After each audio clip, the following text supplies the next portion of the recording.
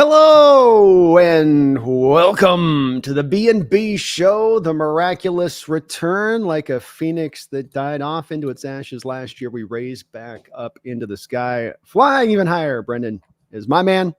Seahawks Brendan comes back into the house on my side of it. I know he's streaming over on his end, so welcome out to the Brendan Nelson crew out there as well. But Brendan, welcome back here to the Hawks Nest. It is really nice to be able to kick off another year with you, man. How you doing? Yeah, I'm like D. Eskridge. You can't get rid of me. I can't. You're a little bit more healthier. You're a little more game day ready. I can rely a little bit more on you with that one. Yeah, but I don't drop passes like he does. It's true. The route running's I think a little bit better. I think you can run some probably crispy routes too versus the other. So there's a little bit of that. But it's great to have you in the house. We've got so much to talk about today. We haven't had a chance to chop it up here for a couple of months, folks. So we've got some ground to cover, both, in what's been happening in recent history. And then also we're going to be previewing up a little bit of this exhibition contest with the Los Angeles Chargers and try to see what we're going to try to get out of this game, what to look for in this game, just as we all try to kind of understand this whole team a little bit better, both offense and defensively. But I guess just to start us off, I know we've got kind of a guiding things we want to kind of go through here, Brendan, but in just general terms from your standpoint, how has the last couple months been from, how you've taken in the ups and downs and the news? There's not been a lot, admittedly speaking. It's been pretty quiet, but we've gotten some things coming down. I know we'll go through individually, so you don't have to go, micro on this, but just on more of the bigger picture here, what has been your kind of thoughts on the team with McDonald coming in? I mean, generally speaking, when it's the off season, quiet is good. If it's loud, it probably means something's bad. Like you're the Cowboys and you've got your three best players all wanting new contracts and you don't want to pay them and they don't really want to play, it's stuff like that. So you want quiet. Quiet is good. Quiet's a positive thing. So I've mostly been pretty happy with everything that I've heard. I think that since this offseason started, pretty much everything they've done has been something I've been pretty on board with. I could maybe nitpick here and there a little bit, but I think this team is on the right track. It doesn't necessarily mean we're going to end up exactly where we want to end up, but I think this train is moving in the right direction. And that's even continued on into some of the stuff that's happened in the last couple months that's happened after our most recent show before this one. So the little bit that we've gotten, I've mostly been on board with. So yeah, I'm very happy. Would you say that my general perception and feeling here is that, and we haven't gotten to the games, I understand all this, but you can get a feel for these things kind of as we do sort of have our pulse always on the button here with this. Have you got a general feeling that, he's been very seamless in onboarding what he wants to get done here? He is accomplishing the work that for some they might wonder and say this will take him a full year to get all this in here. I'm not saying this means we're going to jumpstart or go super fast, but just that on a timely manner, he's not running into hiccups or things by any measure that we're seeing or hearing from the players and their lack of being able to understand the scheme. Anything we're hearing about them fluidly, seamlessly adhering to it. You getting the same feeling then too on top of that? Yeah, I think he's doing pretty much everything right. I don't think he could be doing much better. Now, you are bringing in not only a brand new defense, but a pretty complex defense, right? This is not just play cover 3 99% of the snaps. This is, they're talking about how Leonard Williams is going to play 6 different positions this year. They're talking about how Dre'Mont Jones is going to be moved all over the place. They're talking about sending a lot of pressure from the secondary. These are things that are intrinsically going to be complicated to pick up. But I think that the juice is going to be worth the squeeze. And I think that for what it is, it's on the right path. I think that we're going to figure this out. It might not happen immediately. It might not happen day one, but if it was worth doing, it would be, if it wasn't worth doing, it would be easy. Right. Yeah. Everybody be able to do it and do it just as well. In addition to that, well, what are some of the items that have popped up on your radar over these last month or two that is of notable story? Like you, I echo just that it is what you want to have, which is calm waters, nothing happening, no off the field stuff, just completely no major injuries. He was out training and he blew this out, something like that. We've all seen those stories come out around this time. What from a story of just kind of some of the items we haven't had a chance to really discuss that have come down the tracks that stood out here to you with that? Right. So if I'm going to talk about, I'd say basically 4 significant things have happened over the last couple months that I kind of want to see how you're feeling about it. Like, there's been other little things too. Like, we sign a guy from the UFL. I'm not going to really talk about that. We don't know. He's not going to make the team anyway, realistically. So I'm not talking about that. First thing that happened, and this actually is a couple months old now. Before our last show, we discussed many times that the Seahawks needed to create a little more money. They needed more cap space. They were going to have to do something, because if you did the math on the rookie deals and the practice squad, we needed more money.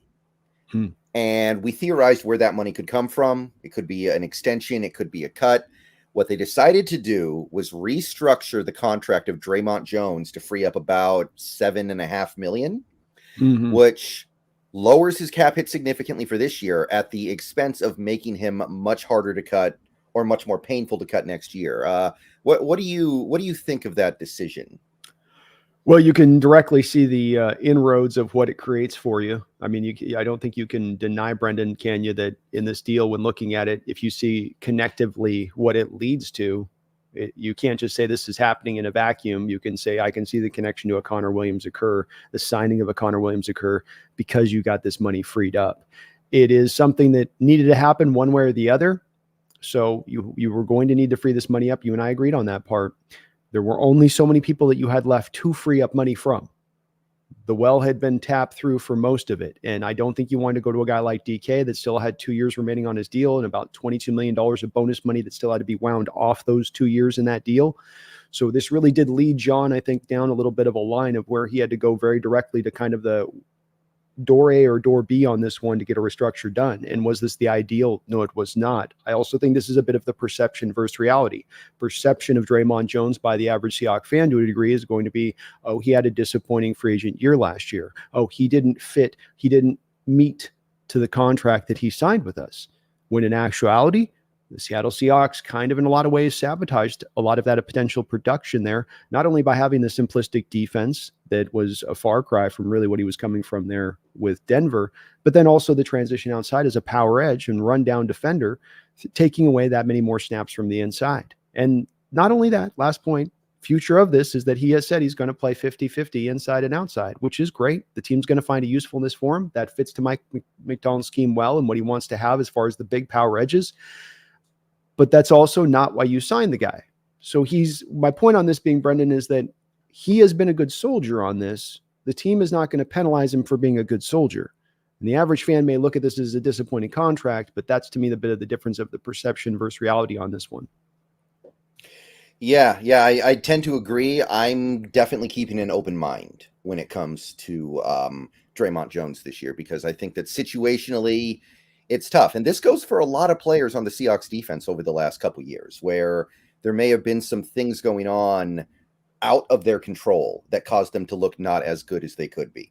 Because, I mean, not only did you have just generally kind of the end days of Pete Carroll's defense, but you also had probably the least compelling defensive coordinator this team has had in the Pete Carroll era in Clint Hurtt, where, I mean, there's nothing there, right? There's stuff with...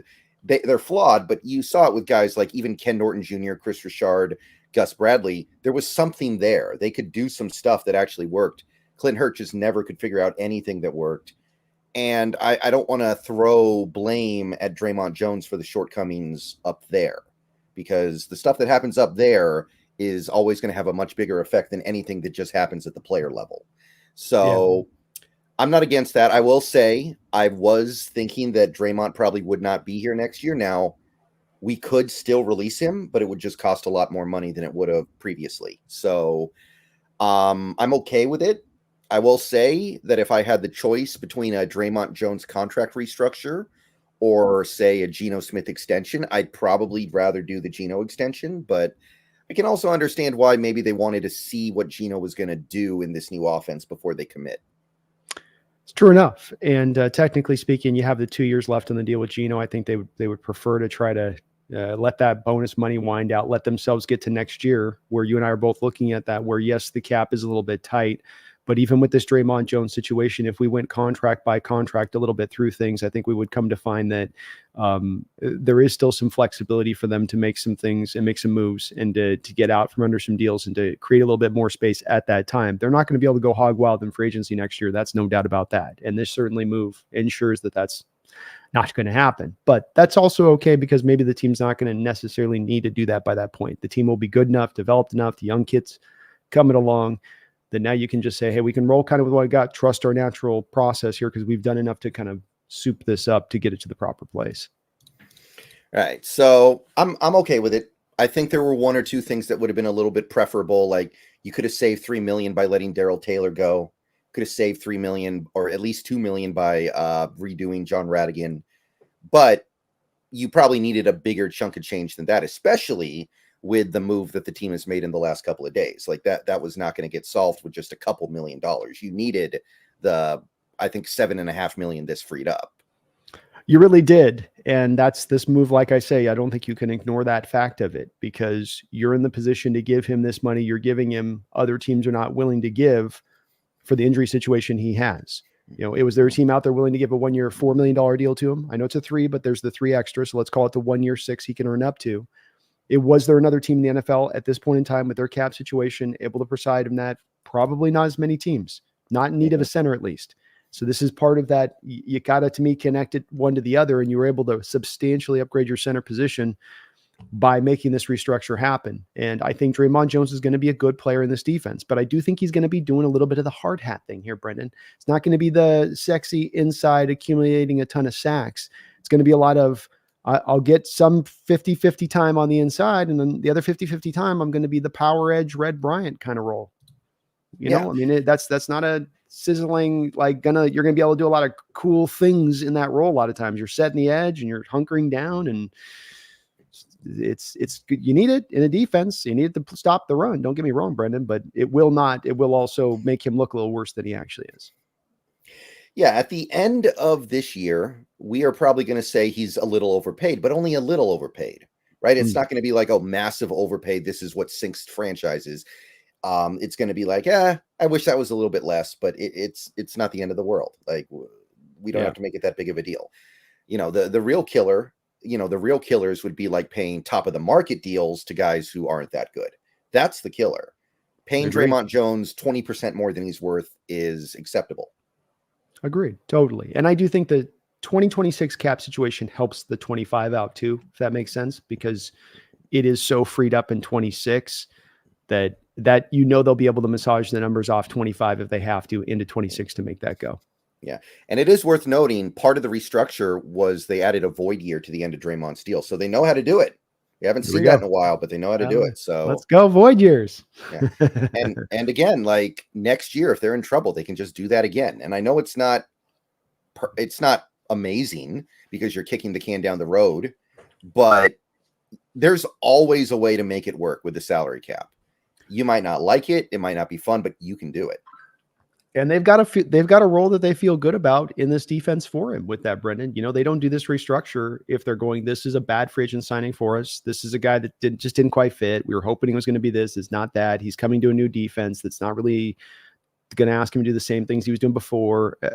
Let's just go ahead, like you say, let's work to get out from under this deal. Let's not re-hunker ourselves back down into it. But it's a representation of the team liking his work ethic, liking what he brings to the field, that they did this as well.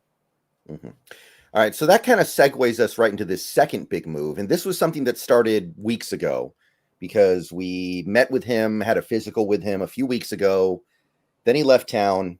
Then he came back into town. Then Drew Rosenhaus came into town. We started negotiating. And a couple days ago, they punched it in. They made it happen. Connor Williams is a Seahawk, 1 year, $6 million. It's hard to make a move in August that gets you excited, but this one got me. This one got me excited all day. Mm-hmm. Yeah, I'm glad to hear it. So you were unequivocally stoked on this, as it does seem like many are, but I want to make sure with you never know for sure where you might stand on these. This one definitely, from your standpoint, struck as one that was absolutely double-decker home run kind of move to make. I don't know what the downside is. Like, I guess people are a little scared about the injury stuff because he did have a pretty significant injury last year, missed half the season. Honestly, though, the previous 3 years he played in every single game. So I don't know how worried we should be about that. And like, sometimes there's risk involved, right? If he wasn't injury prone, you wouldn't have been able to get him because he would have cost way more money. If he wasn't coming off this major injury, he probably would have signed back in March for like 3 years, 35 million or something. Maybe this is why you can get him. Yeah, maybe more. Yeah, you're right. So it's clearly the best center you've had since Max Unger. I feel like he might be a little bit better than that. Like, he's been extremely good the last 4 years. And half that time has been spent at left guard, but he's been really good in both spots. So if we end up needing to break glass in case of emergency at left guard, he can bump over. For now, he's going to be taking the center spot. And I mean, we've been dealing with like bottom of the league play at center for, I want to say, at least 2 years. And we haven't had a good center in about a decade. And it really feels like, and people kind of get a little irritated whenever I say anything to kind of throw a little bit of shade at Carroll, but under Pete Carroll, I feel like if this exact same thing happened when Carroll was here, they would have just talked about it for a couple weeks and then he would have signed somewhere else. And then it would have been like, okay, we're fine with what we have. And then the season starts and we find out we're not fine with what we have. And we actually got him. We actually got the guy. And I think it's about as good as an August signing is going to get. It really is. And not to mention, on top of how good you talk about him playing, he's also a really, really, really great fit for the scheme you run offensively. You want a center to do this and do that, and he can do all the mobility things that you're wanting to require from the system on top of being good, which just to me only adds, as you say, to the point of this is a non-downside move. There is only upside. There's only good to be gone. You might be right on the Carroll thing. This is a team that historically, when Carroll was here, kind of set the offensive line and sort of, hit it and quit it and moved on and did other parts of the team that they would look to upgrade and take care of. And certainly when it came to the center position, Brendan, this has been not only one, like you say, it's been 10 years since we've had good play there, but I mean, what was it? Christian Sokoli and Drew Nowak. And we got some of the other names in here. Little Joey Hunt. Joey Hunt. Kyle Fuller was probably the worst of them all. Kyle Fuller. It's been brutal. And this guy brings certainty, scheme fit, cheap, even at the $6 million price. That's still not, and it's a good thing. If he's at $6 million, means he's played the whole season and he's balling. Fantastic. Well worth. If I get top 5 center play for $6 million, call me, sign me up for that. And then the final part of this, Brendan, you get to next offseason. You like what he plays, you sign him to a contract extension, you're set. You don't sign him to a contract extension, you're tight on cap. He goes out and signs that 4-year, $50 million deal. Now you get a compensatory pick back for him. Right. And I do suspect that's what's going to happen. I don't think we're going to be able to afford him because he's really good. And the only reason why he didn't get that deal this year was the injury. I think he even said back in March, I'm not going to really be looking to sign until I'm back from my injury. So that's why he stayed on the market at all. So yeah, I'm pumped about this one. And, it is too bad about Oluwatimi, but we'll talk a little bit more about this later. I think the reports from training camp were not super encouraging on Oluwatimi. And sometimes you just have to, let the faith go a little bit. You have to be like, okay, this doesn't seem like it's going to work out. Let's go a different direction. Yeah, it's a little bit like the Sato Lamé thing where people are kind of lamenting a little bit the potential we lose him if we try to sneak him onto the practice squad because of the numbers game and the way that's stacked up. And Oluwatimi is a guy that started a lot of games in college, so he wasn't coming out like Anthony Bradford was, where he's raw and you got to give him some time to really develop. What he is what he should be. And if the coaches aren't seeing him there at that place of being a guy ready to ascend to start at this point, it's not as easy to believe that he's going to need just another year or two and get there. I think somebody told me he's like only 2 years younger than Connor Williams or something. So there's not this big, long time for him to kind of get there and go. He also seems to be getting kind of nicked up a lot. There's always seems to be something he's kind of dealing with on that side. And so it's, he's a 5th round guy. It's just like I mentioned, Sato is a 6th round guy. These kind of picks, these kind of places in the draft are not places that when we look at and evaluate every offseason, we don't look to the 5th round going, oh, there's a sure starter you're going to get at that spot. It's a bit of more of a flip the coin and, you hope it come up the right way. Right. And you got to take these gambles sometimes, especially when it's reasonably priced. 1 year, $6 million for this guy is nothing. The way he's played the last 4 years, he's worth double that.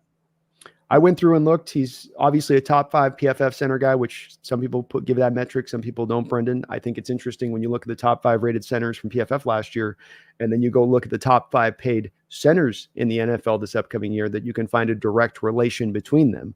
And so him making it $6 million versus Eric McCoy out there and what he's making. Creed Humphreys is about to sign a market-setting deal, who was actually behind Connor on that PF, just barely behind him on that top 5 list. So yeah, you're right. You're getting this for like a quarter of the price of the going rate, and on a 1-year deal at that. Yeah. So yeah, that's a A+ move. And again, it's August. You're not supposed to be able to make a splash like that in August. You had a rare opportunity to, and you made it happen. Like, I was waiting for another team to sneak in there and take him away. Ravens showed up at the 11th hour, and I was like, okay, here it is. And we didn't let it happen. You can always count on Drew Rosenhaus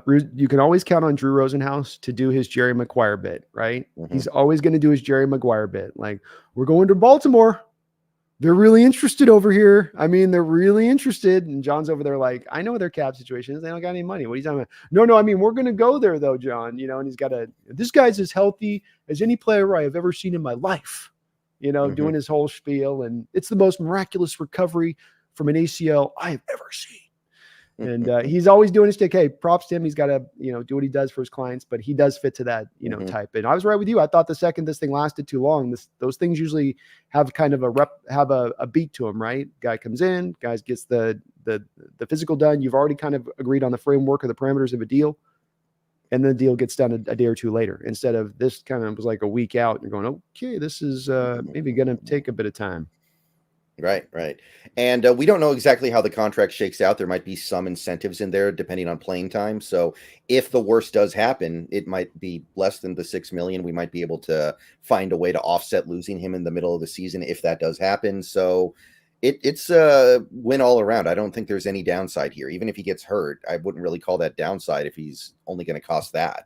No, $3 million flyer, and you save that money, like you say. It's an insurance policy that you rarely get on these players. So you get them a quarter of the cost. You have an insurance policy, no long-term risk on him as far as contractually speaking with that ACL. And that was something people told me in my chat initially, Brendan, was, we should have done a contract extension. And I go, well, that doesn't make a lot of sense to me. The guy's coming off a torn ACL. I don't want to be giving a guy coming off a torn ACL a contract extension. That reeks of like how you look back on that going, man, that was kind of like, with the Russ move, like, they gave him a contract before he even played a game. Let's get out there and try him out. I'd rather for the price on this, it's worth it for the flyer price on this. On top of, like you just said, he might not even want to sign the $3 or $30 million deal, because he looks at it like, hey, next offseason I get the $455.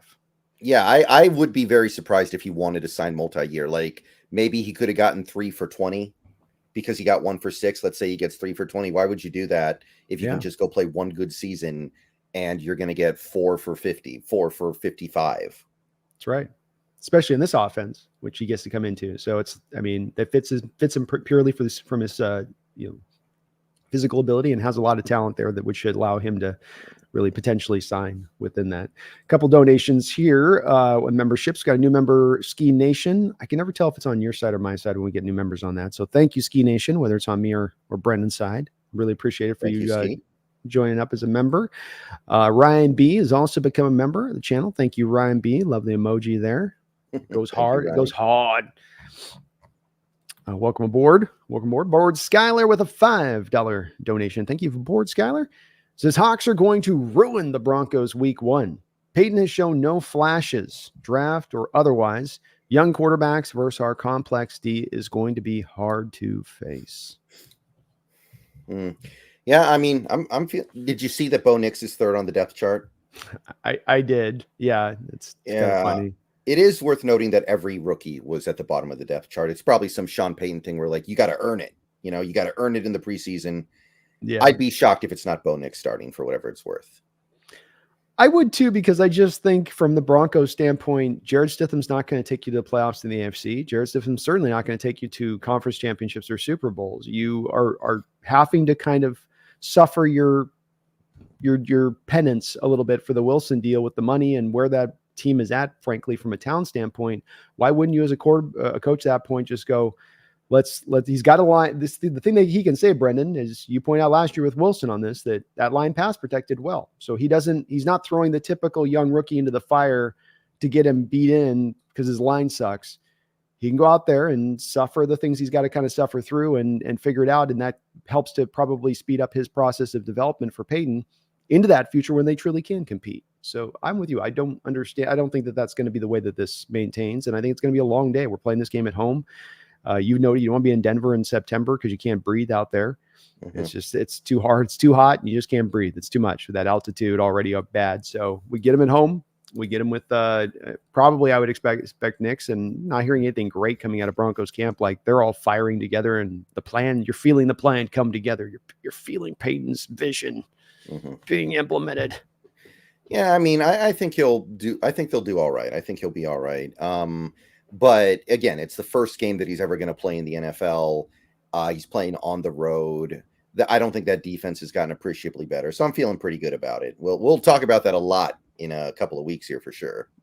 Absolutely. But we're both feeling good about that one too as the opening match, and kind of the NFL schedule makers to potentially give us two rookie or not the greatest of backups necessarily as our first two games that we get to play out the box to start the season with a new coach.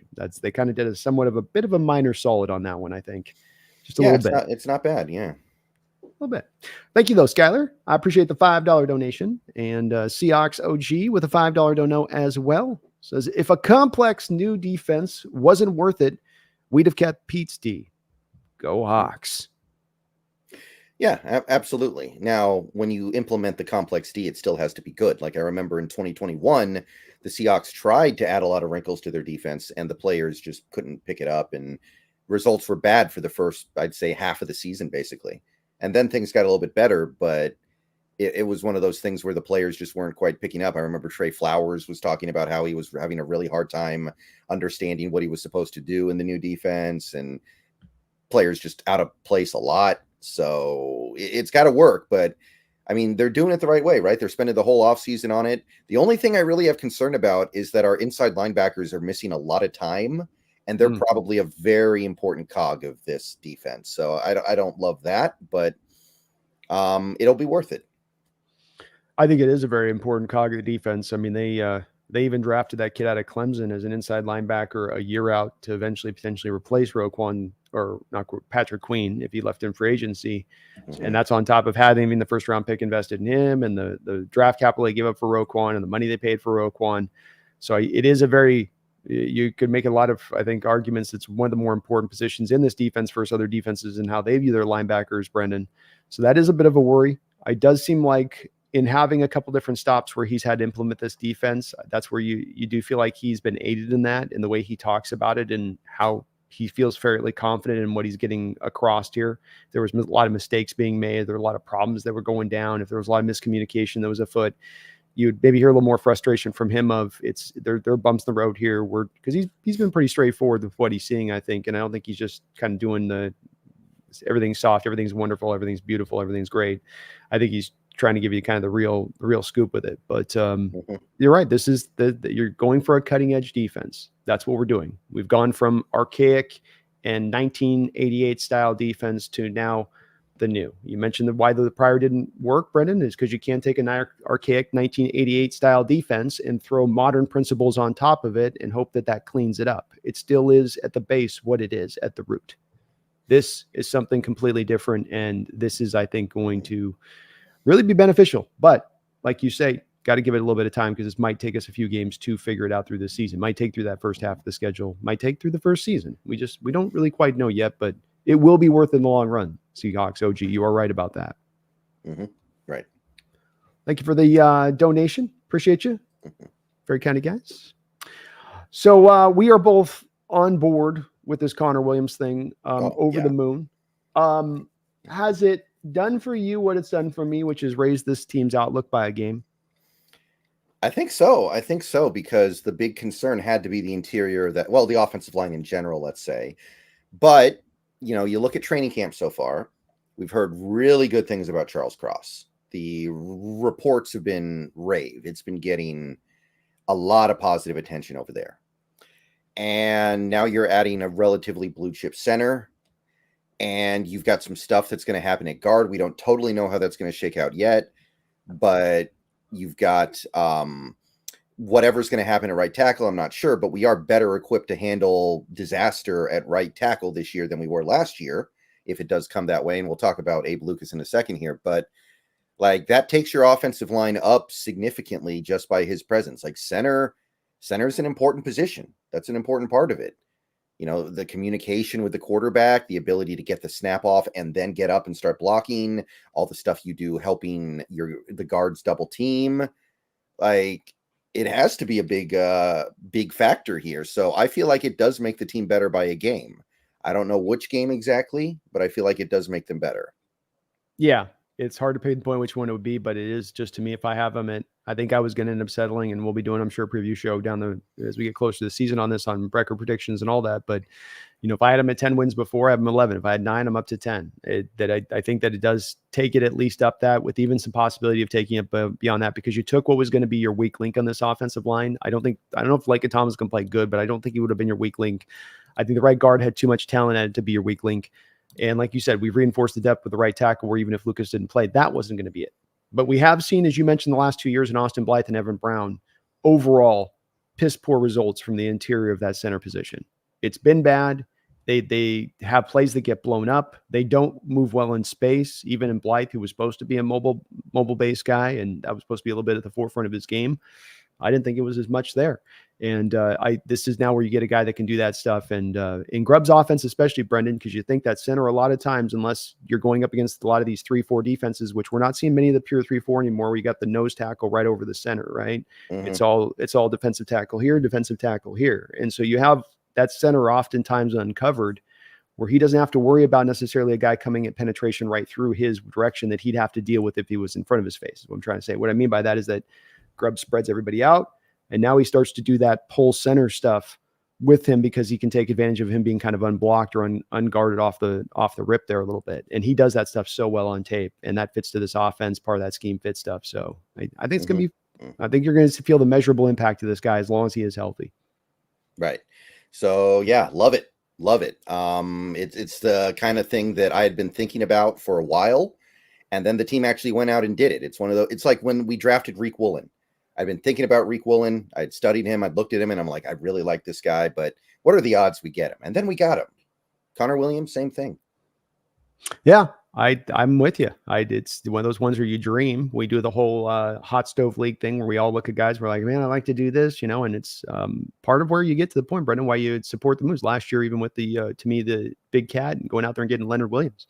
I looked at him as a guy that we should look to target, because it was a position of scarcity out there in the open market to find these quality defensive tackles, and you had a market opportunity to grab them, and John jumped. So it's easy to support these moves when you can see the intelligence behind them, even leading up to the moves being made, where they're not shocker deals, where you're kind of for long looking in the distance at him. And I know there's even, you know, Niner content creator guys that have been looking at Connor Williams as well, like, man, we got to get this line. He'd be the great, you know, that they're mad today that we got him, you know. There's Niner fans going, man, why doesn't our team, we're now like the roles have been flipped there, Brendan, you know, they're the ones that are going like, why doesn't our team invest in the offensive line? And our team's the team investing in the offensive line. And it's a beautiful I mean, they did invest in it. They just gave a 4-year deal to Jake Brendel, and now wish they could take it back. And you know, there is that. I guess they tossed a 3rd rounder for Pooney in there, so you got a little bit of that in there too. But it's one that is something you hear from the Niner fans very, very clearly, is why don't we put more into this offensive line? Why is it sort of kind of being neglected over the past couple of years? They have a lot of cap space. I was looking at it. They got like $50 million. They could have done it if they wanted to, but I guess they know what's coming with these contracts up next year, right? It's a little bit to me like I think you got to, when you look at these cap things, this is my new, I'll see what you think on this, but I think when you look at the cap situations now, you always got to look at it almost in a 2-year front situation, like what's happening in the immediacy and then what's happening in the next year, especially when there's such a big discrepancy into the next season, where they've got $39 million of dead money on the books for next year. And so you can see they're telegraphing here with what they want to do, which is to roll the money over so that they can get their cap cleared down to a 0 position. I think they got like 40 free agents as well, in addition to that next year due as well. So yeah, and then you got Brock Purdy's contract on top of it. And that's a hell of a kind of acme weight holding over the top of all of that I just spoke about just there, that I think that that's where they can't just look at like, this money's just ours to burn this year, and then we'll just deal with next year. They're kind of stuck, man. That's why they're making this Ayuk move. There was not enough money to do Ayuk, Trent Williams extension, and get Brock Purdy done next year. That's too much. Mm-hmm. Right. Okay. So the last big move of the offseason since our last show was an extension. We did extend a player, not really so much to create cap space. I think it created like $1.5 million. But I think it's just because we like the player and we want to go ahead and lock him up now rather than paying more later.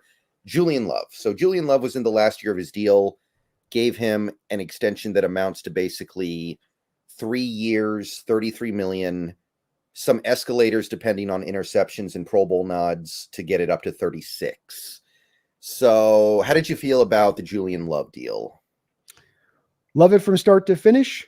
It is a deal that is a representation of a deal. Why you always have to on these deals. I know it's our business to where we've got to react to these things really fast, and people want the opinion on things, but sometimes they want opinions early before we know all of the information, and that you have to look at these deals and the numbers, because the first numbers that always comes out are the agent's numbers. Those are Jerry Maguire numbers. Those are souped up fake numbers in a lot of respects. Not fake in that they're not accurate, but not really a representation of the way the contract will play out. The first 2 years of the deal are $6 million. You freed up money this year, which is nice to do. And even as a small bit, it helps. It certainly is going to help. Mm-hmm. And then you get them for the next 2 years on $6 million a piece, basically. And then the deal goes up to like $13 million into year 3. But then you can also get out from under the deal after year 3 if you wanted to at that time. So there's not that big risk of it really becoming an albatross type contract. And like you said, another guy that fits to this defense. This is not just some guy that they inherited that they kind of like. This is a guy that, as much as any guys on this defense, like a Devin Witherspoon, purely fit to what this scheme wants them to do. He has a background at free, strong safety, slot. He's even has snaps with the Giants and playing outside corner for them. And that's his background going back to, I believe, Notre Dame. So he does a lot of different things. And he played actually really good football for us last year as the year went along. Love the signing. How about you?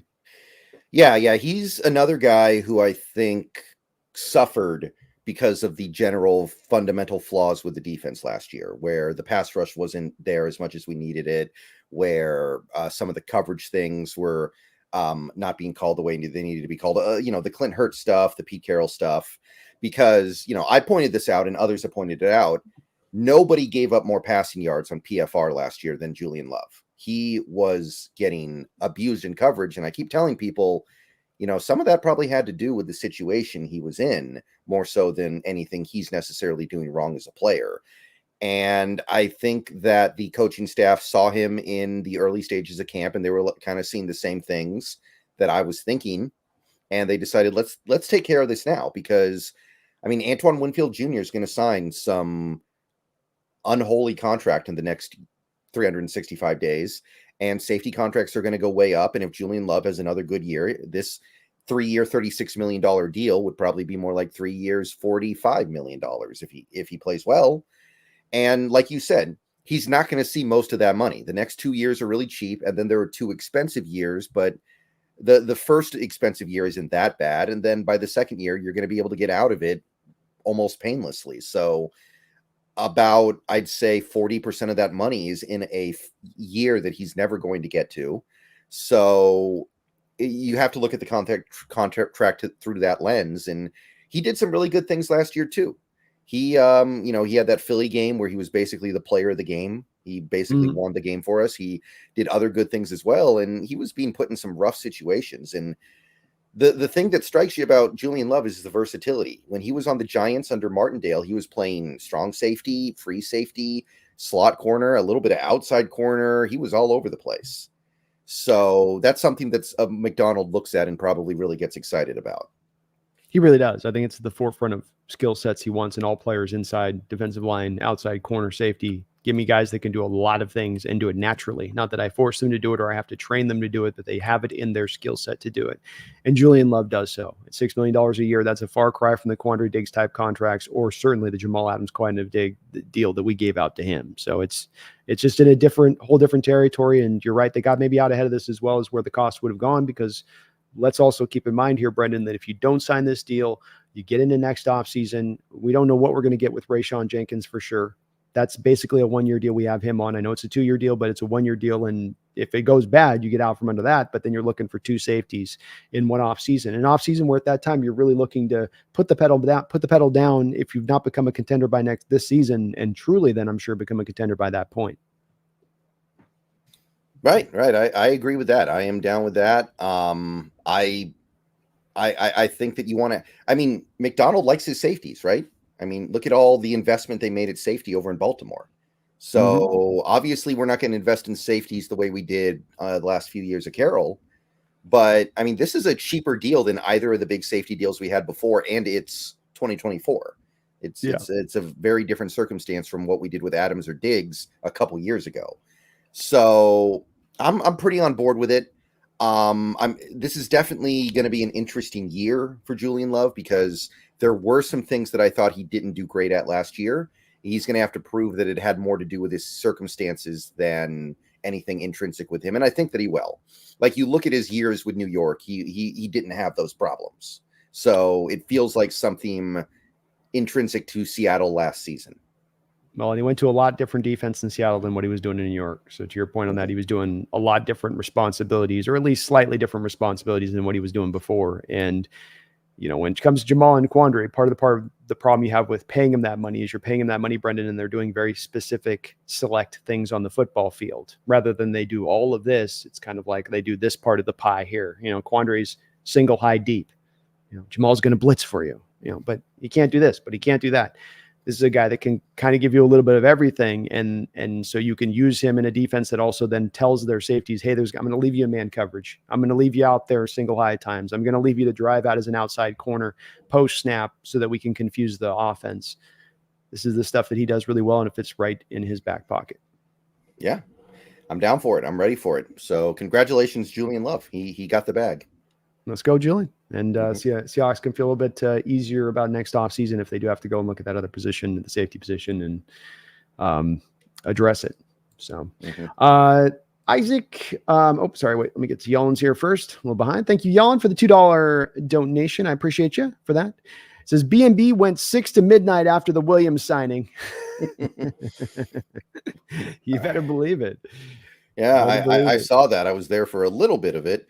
But yeah, I mean that's a August surprise right there. And again, it doesn't happen that often. Usually August, you're just waiting for September. And there's always some downside, right, Brendan? Like there's always something that we can usually find in this deal where we're like, okay, well, this is good, but we just took a 4-year flyer on a guy that's coming off what was called a catastrophic knee injury. But you don't have that here. It's all just complete low risk, high reward. You know, it's really just, we don't give any of these deals, Brendan. You don't give any of these deals where it's just all, I mean, like, look at the other Williams deal we did last year, you know, and how much people were turning over and getting frustrated by the 2nd round pick we lost and what that meant. And then what if he just leaves in free agency now? And so there is some of that negative to pull back on that kind of deal. Nothing here. You're giving up nothing. You're paying nothing, and you might be getting top 5 center performance play. That's phenomenal. Yeah. I'm down with that. So yeah, it's worthy of a 6-hour stream.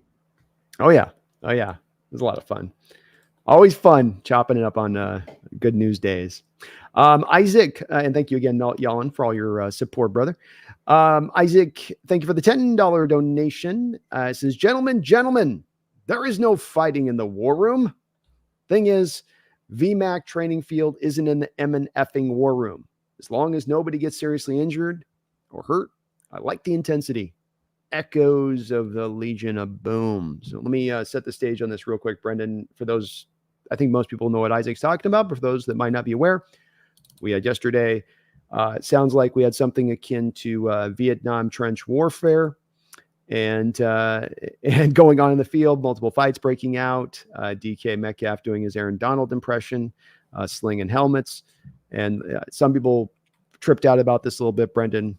Are you a flutter on this one? Has this one got you freaked out, or where do you stand on the happen yesterday? I mean, I think it's fair to say that a line or two was crossed, which is why McDonald had to actually intervene and throw mistakes were made.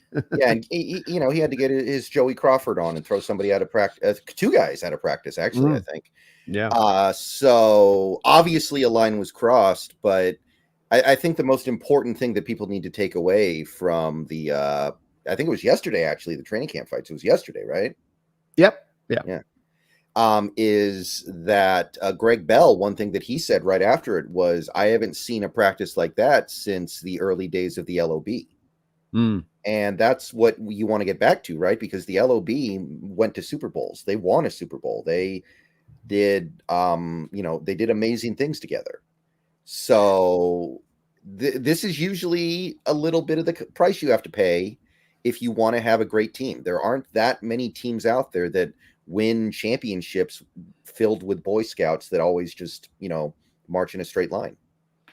And we've tried the Boy Scout method, by the way. I can track you back to NFL teams where general managers tried to bring out guys that are just good old guys that are going to not have to play on that edge, play on that line. And I'll show you teams that miss the playoffs. I'll show you teams that are middling. I'll show you teams that don't go anywhere. And it may be an unfortunate part for some fans out there that they don't like. I don't want them to have to fight. I don't want to see DK playing with the edgy plays with the times. This is football, and this is the physicality of the sport, is that you have to bring a mentality into play to beat another man in front of you physically. And it requires a certain mentality to do that. And it's not one that just is, you're nice and happy and good-minded spirit and everything's always good. Sometimes it's that edginess. And Jackson Smith and Jigba talked about this in an interview with 710 where he said, hey, I think it is kind of good. I think it's I've been on these kind of practices with this is something that tends to happen. And if it wasn't happening, I'd consider that to be more of a concern, is what he said. And I agree with him. I think that this is something that's a part of, if you want to have a team that's a tough and rough team, you want the tackling to get better, you want to see how that can improve, then you have to have the intensity of practices ratcheted up for that to happen. And once that happens, then you're going to get some chippiness, then you're likely to get some fights. Right. It's the cost of doing business by and large. Not always, but most of the time. Yeah, exactly. But thank you, Isaac. I appreciate all your donations to the chat. And y'all, and I saw as well, I do think I'll ask Brandon on this one. I saw your note in there in comments as well, that I do think that I'm having a little bit of a growing worry on this. I got a clip I'm dropping on my channel, on the Clips channel, Brendan, just in regards to a little bit of a worry where they talk about wanting obnoxious communication with this defense in the secondary. And I'm wondering if we might see our 12th man revved up a little bit more than we've seen in recent years here, especially that defense starts to play really well in stadium. And remember about how the LOB would talk about, and that not being a defense that was necessarily requiring as much total complete communication throughout, where they would talk about sometimes the difficulties in getting communications through. You see some potential stuff that they have to get through. I don't know if they got to bring in some ASL guys, you know what I mean? But they're going to have to potentially kind of figure out a road across here. I feel like if they're going to try to be in that state of having to, because there's so many guys got to communicate so many things in this defense intricately and do it quickly, that you're not going to be able to hear the guy next to you at times in that stadium from a foot away. And I think that they're going to have to, I'm sure they got a plan in place, but I do wonder about that. And I do think it's a valid issue to look at, or hopefully they're addressing. Yeah. I will say it seems like our fan base in the stadium is pretty perceptive. So if that starts to become a problem, I think they do find a way to pull it back a little bit for the benefit of the team. They did pretty quickly figure out that you're not supposed to be really loud when the team is on offense. I remember that was a thing for a little bit years ago, and then they figured it out and it stopped happening. So I'm not overly concerned about that, but it is definitely an angle, right? It is definitely an angle, because I guess that's the benefit of the Pete Carroll defense, right? You don't need to communicate because everyone does the same thing every play. That's my thinking on it, is that they have some minor adjustments to be made, but overall you're running cover 3. I'm going to my drop. There's not a lot of, whereas with this, it's changing one coverage to the next, and you're going from this responsibility to that responsibility. And then that guy over there needs to understand he's going to this responsibility. And then this is so it's all got to kind of interchange. And I wonder if there's going to be a little bit of some issues on that if it does get loud.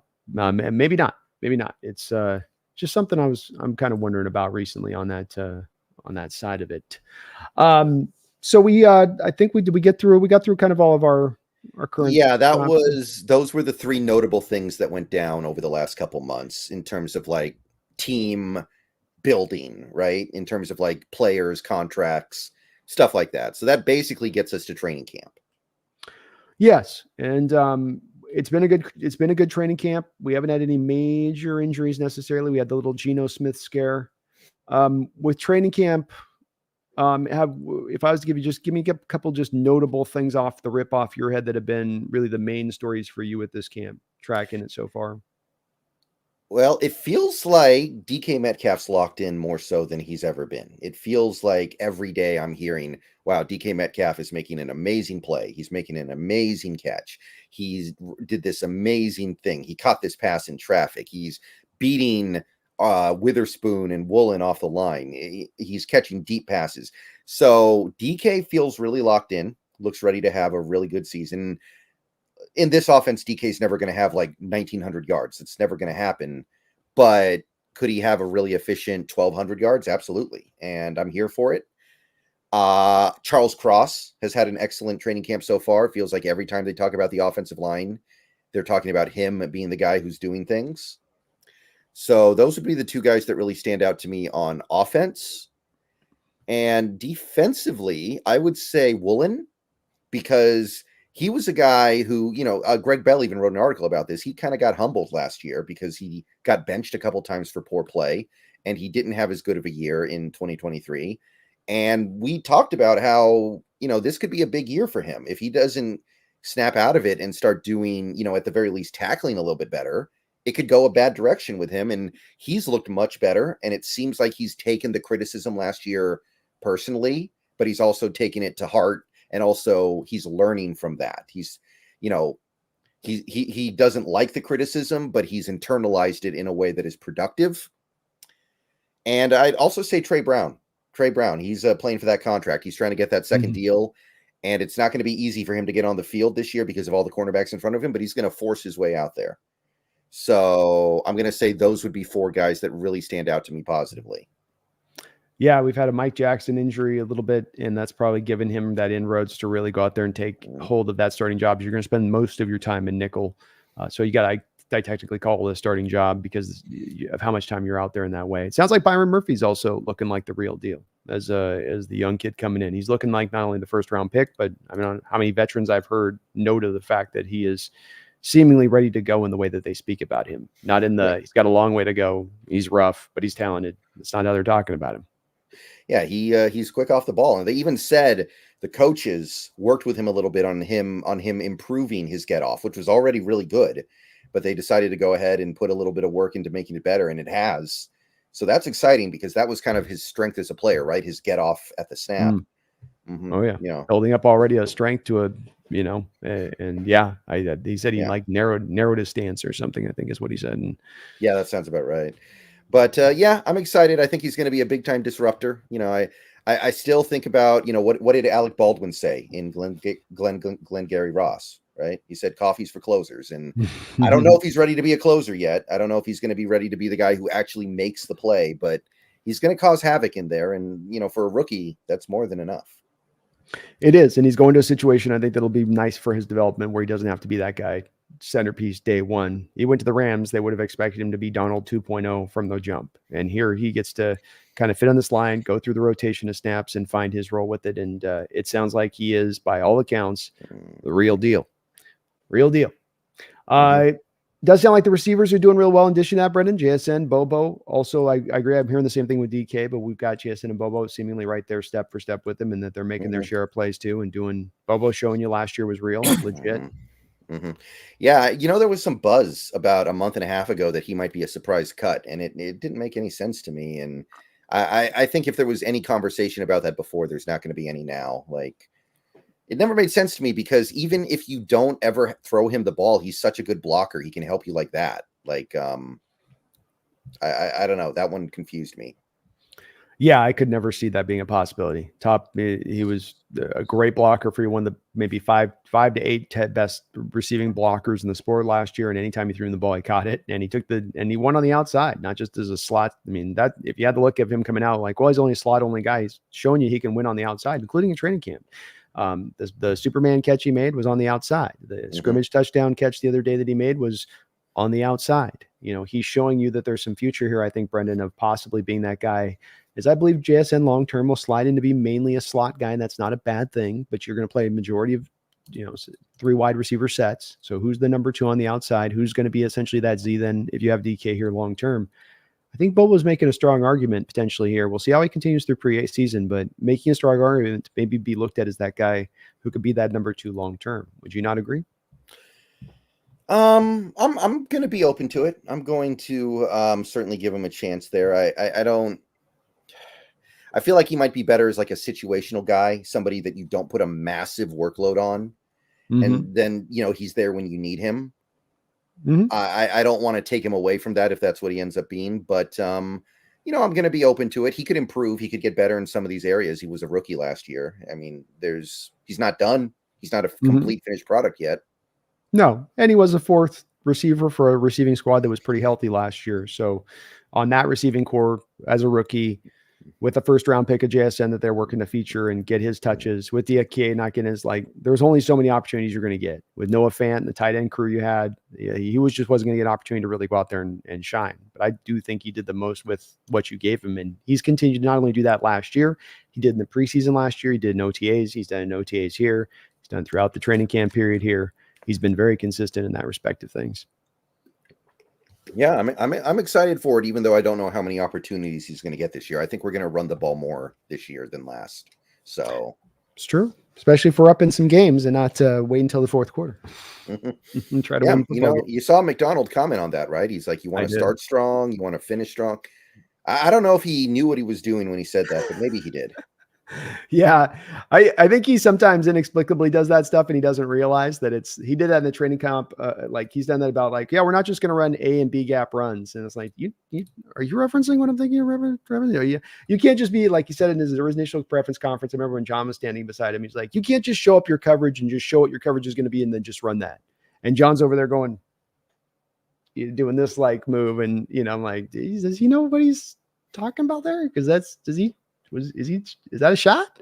That might have been a shot. He didn't know. Maybe. I don't think he knows, but it makes it funny nonetheless when he does say it. And it was music to my ears, Brendan, that McDonald did say that, look, we're going to try to win this in the 1st quarter. Yeah, we're going to try to get out on teams. Yeah, we're going to try to get on them and step on their throat and go get a win. And it's not about waiting until the 4th quarter to turn it on. It's not about feeling a team out through 1 or 2 quarters before you decide to try to, really utilize everything you have within your means and disposal to try to go out there and win. And that's, I think, what you got to do. I don't think you can just afford to just be always trying to punt down and get to the 4th quarter and hope your quarterback can bring you back on a 4th quarter comeback.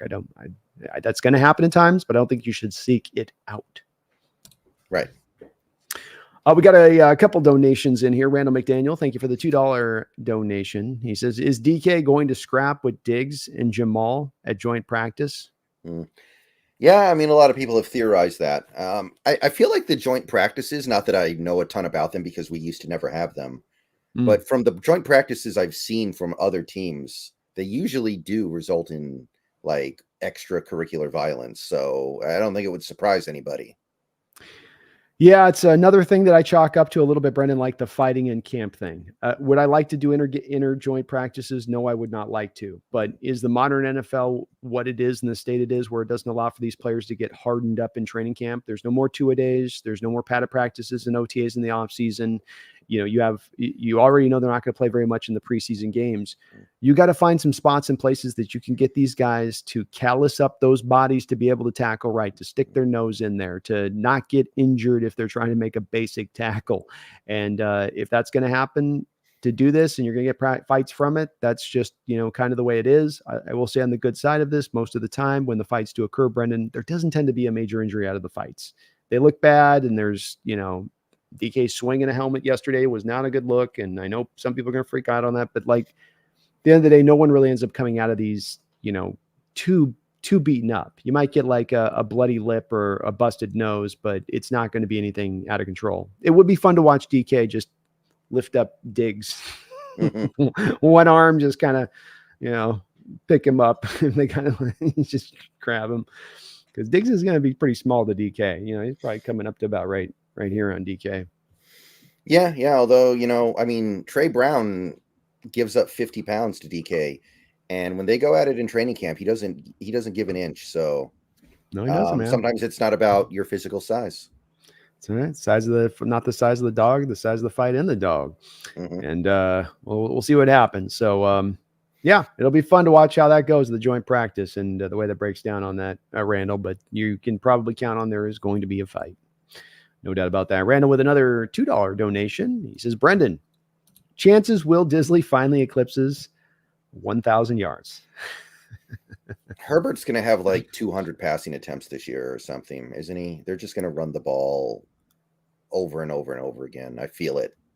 It seems likelier and likelier. I don't know if you've seen Quentin Johnson cut-ups coming out of camp there, but seems like he can't catch a cold right now. I mean, he's dropping everything, and they are definitely young there at receiver after cutting away a couple of their guys there. And John loves to, he's got Mark Roman in the house, Brendan. You know, he's got his old Niner offensive coordinator in there, the Baltimore Raven offensive coordinator with Lamar through his first couple of years. Would seem to be, you know, kind of evidence to what you're talking about, that not a lot of throwing Herbert this year, that they're just going to try to grind games out. That's the Harbaugh way, though. He was doing that in Michigan. He's doing that for the Stanford, doing that. I mean, he wins games that way. But that is going to make it hard for any tight end to get, 1,000 yards. He'll run a lot of 12 personnel. Dissly will get a lot of run if he can stay healthy. But yeah, are they going to have a single 1,000-yard receiver on that team this year? I'm thinking about it. I think Ladd McConkey's going to go for 1,000. Okay, I can dig it. Yeah, he's having a tight though. It'll be tight, but he's going to be, I just think, a guy that is their third down guy, and he's a quarterback's best friend because he's a route runner you can trust to create separation on his route, and that's the kind of receiver that a guy like Herbert's going to really like to throw to. First, I got to throw him open a little bit, trust he can break after I make the throw, and I think Ladd's going to fit in there and give him that kind of security blanket guy inside, and he'll just keep pumping him the ball in there and working him.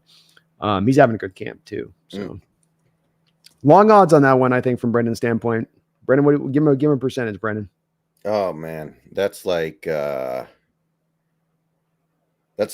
through the asteroid field in Empire Strikes Back, isn't it? That's like. Do I have shields? Do I have shields at maximum capacity? Oh boy. Have I taken some photons and my shields have been weakened? Like I'll give you 50 to 1 odds on that one. No problem. Oh my goodness. Okay. He's going long on that one, Randall. He's going long. Appreciate you, brother. Yalin, thank you for the $5 donation, Yalin. I really appreciate the double dip dono, and you as well on that, Randall, for the Randall, I missed another dono for you. I'll get it on there in just a sec. He says, hey, B&B, there's talk that players are fined for praising other players. Thoughts? I've not heard this. Is this something you've heard of? The only time I've ever heard of guys getting fined for talking to the media or the offensive linemen back in the day, where they would fine each other if like one of them talked to the media or something. But I've never heard of that happening, and I've heard praising going on. So there must be a lot of guys getting fined then, because I mean, Byron Murphy has had everybody freaking talking about. Hankins just yesterday was like, I think he's going to be the defensive player of the year. Yeah. Did Ryan Grubb get fined when he praised Geno Smith? Like, I doubt it. That doesn't make a lot of sense to me. Like, what kind of locker room are you trying to create with that? Is that like stifle the positivity, stifle talking up your brother, stifle talking up your teammate, like, why? Belichick wouldn't do that, right? Yeah, I don't. That's not even a Belichick move on that side of it. So it just doesn't make sense. I don't know what it would accomplish doing that. Seems kind of non-productive. Yeah. Even Nick Saban wouldn't do that. No, and he's as negative as they come. He'll spank his player's butt on the field in front of 65,000 people multiple times. As punishment, by the way, not as like supportive. Like, what were you doing with that throw? Absolutely. But thank you, Yolin. Appreciate the donation. That's a weird one. I had not heard that. Come out at all. Randall with the third dono. Thank you, Randall, for the triple dono drop, brother. I appreciate it. Says, I love how Mac challenges Witherspoon and doesn't hide it. And he's rising to the challenge. He is. Yeah, he wants to be great. And I think Randall's onto something with this, Brendan, where I get the distinction a little bit. You heard it the other day in not press conference, but when he's on 710, they were talking to McDonald, and he said, I expect greatness out of him. And he wasn't trying to say it like I'm pumping up. It like slipped out of his, like he almost trying to caught what he said right as soon as he said it. Like, oh, maybe I shouldn't be. But that's what you see as the intention of what he's trying to do with him, where he recognizes this kid for the special talent he is. And as the type of coach Mike McDonald is wired to be, I'm not just taking this guy to try to make him better. I want you to be out there seeking greatness because I know you have greatness inside of you. And I think there's some coaches that wouldn't always take that route here, Brendan. I think there's some coaches that would be like, you're great. Now it's on you to take that greatness as far as you're going to take it. I'll coach you up as good as I can. I'll do what I can on it. But verse really like putting, like it sounds like, Brendan, where he's really putting kind of the feet to the fire on this one with Witherspoon and saying, no, we're going to hold you to a standard. We're going to expect this is what you're going to play at because you're capable of playing at that level. Mm-hmm. Yeah, and I read an article from, I think it was Brady Henderson earlier this offseason about how in year 2, Witherspoon's already become a leader on the defense because he's so vocal and also a really, really good player. So it's working. It seems to be working. And I mean, this Witherspoon experiment is going as well as I think anybody could have dreamed of so far. And, I liked him when we drafted him well enough, but I certainly didn't think he was going to be able to do all the things he's done so far. So I think Mac's handling it the right way so far. I think he is. And I think that's going to aid and help already coming to a defense that was going to take Spoon's abilities, Brendan, and maximize it to the utmost by utilizing him in all the ways that he's capable. You also have a coach now that's looking to maximize him from that mental state. And I always say that's, the difference between the bad coach to the good coach to the great coach. The bad coach will get 95% out of a player. The good coach will get 100%. What you got, I got.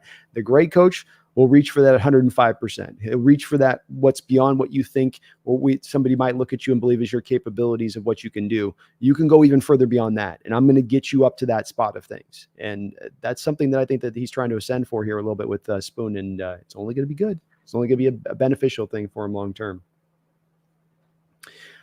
Thank you, though, Randall. Appreciate you, brother. You guys are very kind. All the donations. Rod Do, thank you for the $5 donation. Great to see you in the house, brother. Says, what are the top 5 things you guys are going to be looking for in the preseason? Well, pretty good chance for us to talk a little bit about this Chargers game that comes up on Saturday, since that was obviously the next thing we were going to get to. Yeah, absolutely. Absolutely. All right. So I'm going to say, I'm not going to necessarily list 5, but I want to start with Derek Hall.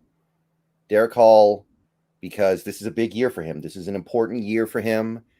Presumably, he's going to get to go up against the great Joe Alt for a decent chunk of the night, if not Rashawn Slater.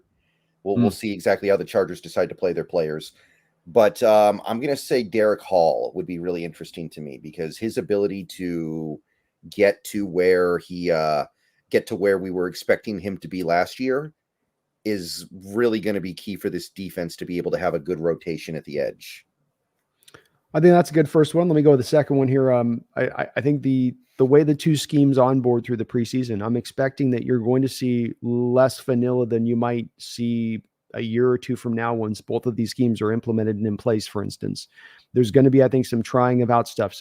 Let's try this out with this guy in the field. Let's work something that we're going to work in the regular season here from stack front, blitz concept stuff off defensively and offensively to the intricacies of what they're going to try to run, I think, when you get to the regular game day and that as well. And how well those players look in their development within these schemes. Like how comfortable are they getting with it? Are we seeing a lot of mental mistakes on both sides of the ball? Are we seeing blown coverages? Are we seeing a lack of, cohesion on both sides of parts like you'd hope there to be? And that's one of the main things for me that stands out with both sides of the ball there. Yeah. Okay. That's a good one for sure. I mean, we've got a new defense and a new offense. Not too often a team gets a new both at the same time. I feel like usually they try to stagger it a little bit. Okay, so another thing that I would be looking for, I want to see how we react to the new kickoffs because I have a sneaking suspicion that there's going to be a lot of chaos in the league because teams are not going to be used to covering those kickoffs, and you're going to see, at least early in the season, a lot of big returns just because teams are adjusting to it. So I want to see how we cover the kickoffs, and I want to see how we return the kicks ourselves, because I don't know who our return man's going to be. It could be a few different guys, and we got to find somebody good, because I think that could be worth a touchdown or two over the first couple months of the season. Agreed. Yeah, very much agreed there. And it's going to be fun to watch this kind of unfurl. We don't know what we're going to get with it. And then, like you say, I think they're going to get a little bit of fluctuation of what we see. Maybe some weeks where there's nothing going on with it, and other weeks where it's, like you say, pure chaos on that side. And so a fun part to look at there. My next item would be up, Radu, tackling. Tackling has been an issue for this team going back a couple of years. Some of that is the number of snaps and extra snaps that they have to play on a football field, which tires them out. When an NFL player gets tired out on the defensive side of the ball, the first things that's going to go is tackling. But can this team be better tackling? Can the intensity level come up? Can there be a sense of urgency from these guys on that defensive side of the ball and how they fly around to the ball again? Can we get a recapturing of that spirit here? And I think that's a sense of something you can get in the preseason, that you don't have to wait for the regular season to know whether or not you have that as part of your club's identity. All right. Yeah. I mean, tackling, it's certainly been a problem lately. So the sooner it's not a problem, the better. I'd go Laken Tomlinson next, because I know that there's been some positive buzz around Tomlinson this camp, but I'm just not buying it quite yet. I have real concerns about that. I'm not convinced that was the right move. And I'm going to say him in particular, because if he can play competently this year, that changes things. But I'm worried he's going to be a bad scheme fit, and I'm worried he's not going to be effective. So if he plays, and he might not in this first game, I'll say that, because he is a veteran and because we know Geno's not playing. Yeah. I would say Laken Tomlinson's a guy to watch. It's a good one. This is an obvious one. That one's a good one. Not as obvious. And these are two obvious ones, but I think the combination of Haynes and Murphy stand out to me, that you look through this draft class, and I think it's going to be an okay draft class. Then we'll get some value from it in some of the Barner long-term, and, some of the cornerbacks from Auburn maybe develop into this. But when you look at this draft and this upcoming season, and the hope this upcoming season that those youthful guys can actually help you this year, that you're not in that sort of year of waiting for the guys to come on board and kind of figure out how to be a pro. You talked about Derek Hall. He kind of went through that last year, right? Where it's going to take me a year to kind of figure this out. Oh, I'm dealing with some dinged up injury stuff. I'm kind of not able to give you that much impact year one. Can Murphy come in and not be the game, like you said as well, not be the game record, like suddenly turns into this, like he's instantly out the gate, this top 3, top 5 defense tackle force, but that he can be a force from those confines of maybe the reduced down snaps that you're going to give him versus other guys out there. And that he then provides that kind of wild card defensive tackle guy out there on that line that can do that. And if you see him in the preseason coming out, I think, and having some real good impact with that, that does raise your hopes that he can be that guy to come out and give you 5.5 sacks his rookie year, give you good run defense on top of it, and be that fit in the scheme. And Haynes, much kind of the same way, to maybe just a little bit of a lesser degree, in that can he work into the mobile stuff that we think within this offense in the preseason? How does he move in space? Is it as good as it was on the tape?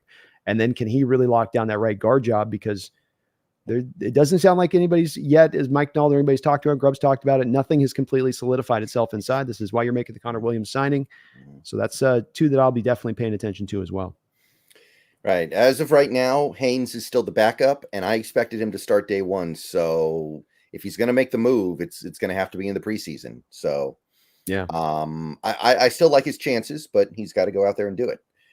Mm-hmm. Another one that I would throw out there would be McIntosh and Helani, because there's been a lot of buzz that Helani looks really good and he might be leapfrogging McIntosh, mostly because he's a better blocker out of the backfield. But I want to see how that looks in the preseason. I want to see, because obviously McIntosh, is he even really a running back? It feels like he could just as easily be a receiver. Maybe they're looking at him like that. Maybe that's part of the issue. And Helani's a power back. I know he's small, but he runs with pop. He's kind of an undersized power back. So maybe they view that as being a skill set that is more valuable to them than McIntosh. Yeah, McIntosh too. I think the question mark you have, why is he a 7th round pick when it all is said and done, despite the productivity at Georgia and having the skill set that is both kind of receiver and running back, both? You think that'd be a guy be more drafted 5th roundish. Well, speed.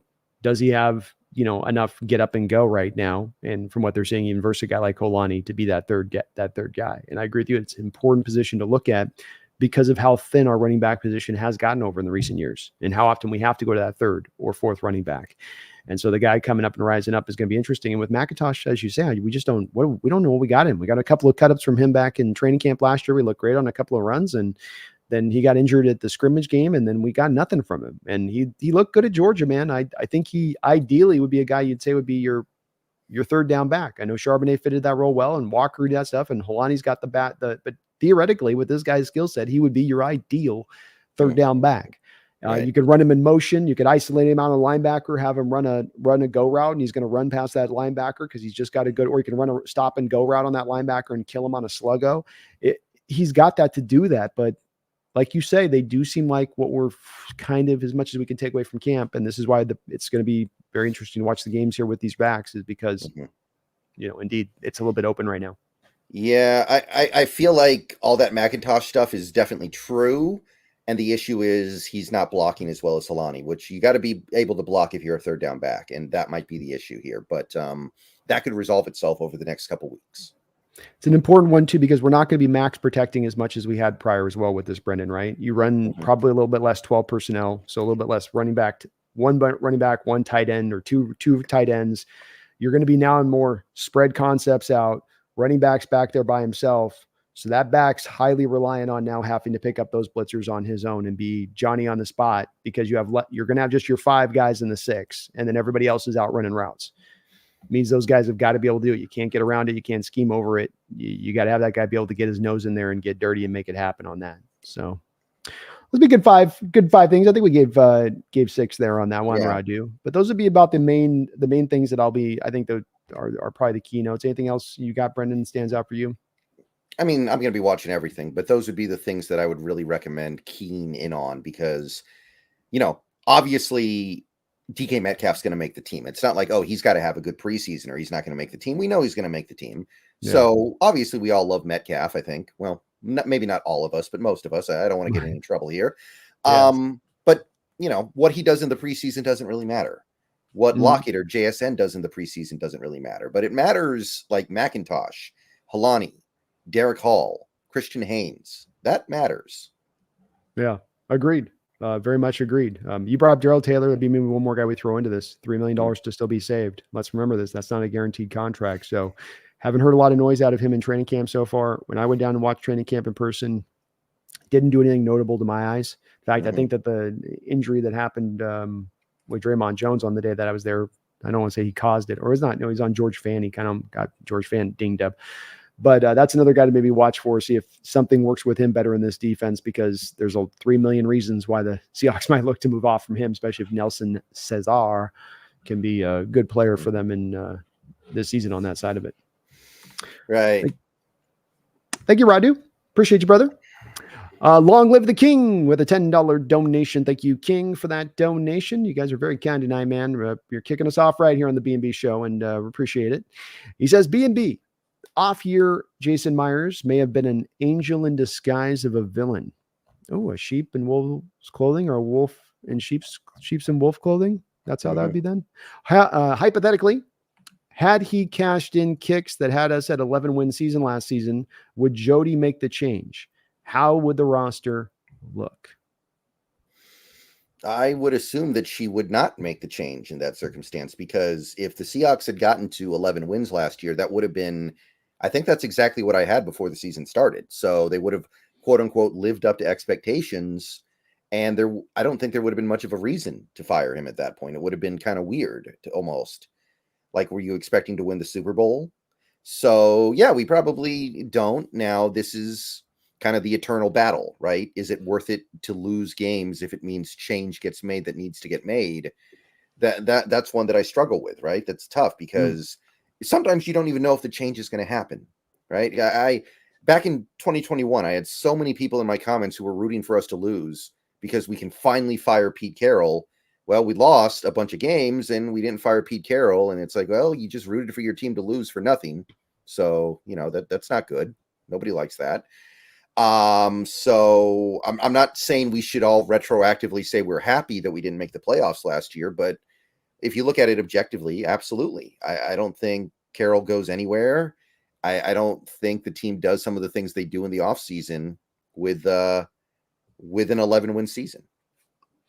Yeah, I think on this Long Live the King, Brendan's probably hitting it pretty accurately for where it is on the situation, being that if you had one, you were basically year 2 of the Russell rebuild. You were a game better than the prior year.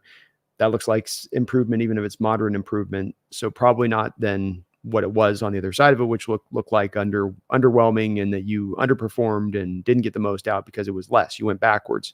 It does suck to me, and this is my own little bone to pick with it, is that I hope that would not be the case.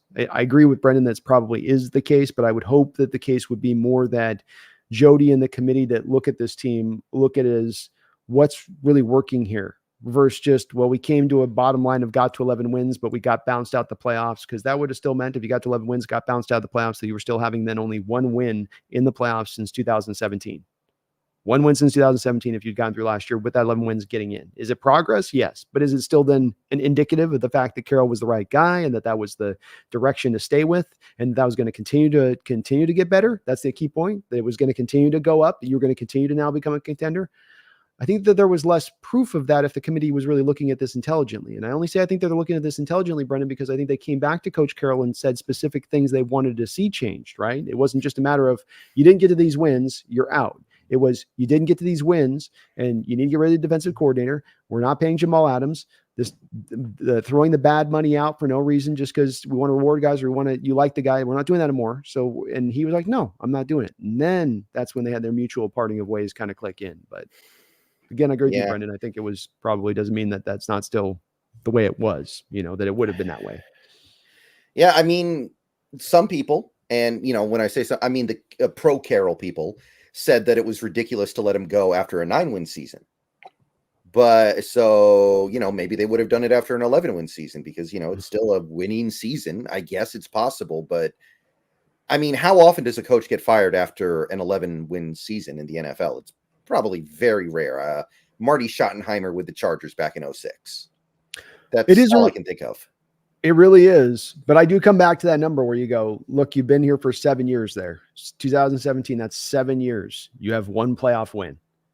Is that indicative of you being successful? Is that indicative of you being on the right path to taking us to the ultimate success? Or is that when you were here through the first 5 years that you were here, we had freaking, including his 9, 10, 11 seasons, right? Where he got to one playoff win with the Saints, including there. But then you had all those wins in 12 and 13. In your first 5 years here with a roster that was empty, you got us to 8 or 9, whatever playoff wins it was at that point. So it's I think that there would have been something there with them looking at this going, yeah, okay, you can get us to a middling, you can get us to a little bit better than average. We know you're capable of doing that. Yeah, we know that your floor is really high on this team year in and year out, and we can count on that. But not to take a shot at the Mariners and have them catch strays here, but are we trying to become the Mariners, or are we trying to fit to the standard that was set by my brother? And to me, Jody's shown a lot of indication here that she's trying to fit to the model of her brother. And I can make a lot of different cases for that in her time as an owner here now, including, for instance, the fact that Seattle Seahawks have been top 10 in spending money over the last 3 years in the NFL. Not 10 years, not 5 years, not 20 years. The last 3 years, bottom line cash kicked out by our ownership has been top 10 in this sport. And so I don't know. That's a great question and hard to say which way it goes. But I do think, Brendan, you're probably right where it would have maybe been just enough at that point to keep the can kicked down the road. Yeah, I think they would have given him a chance to prove that he could fix the defense rather than just say, okay, that's enough.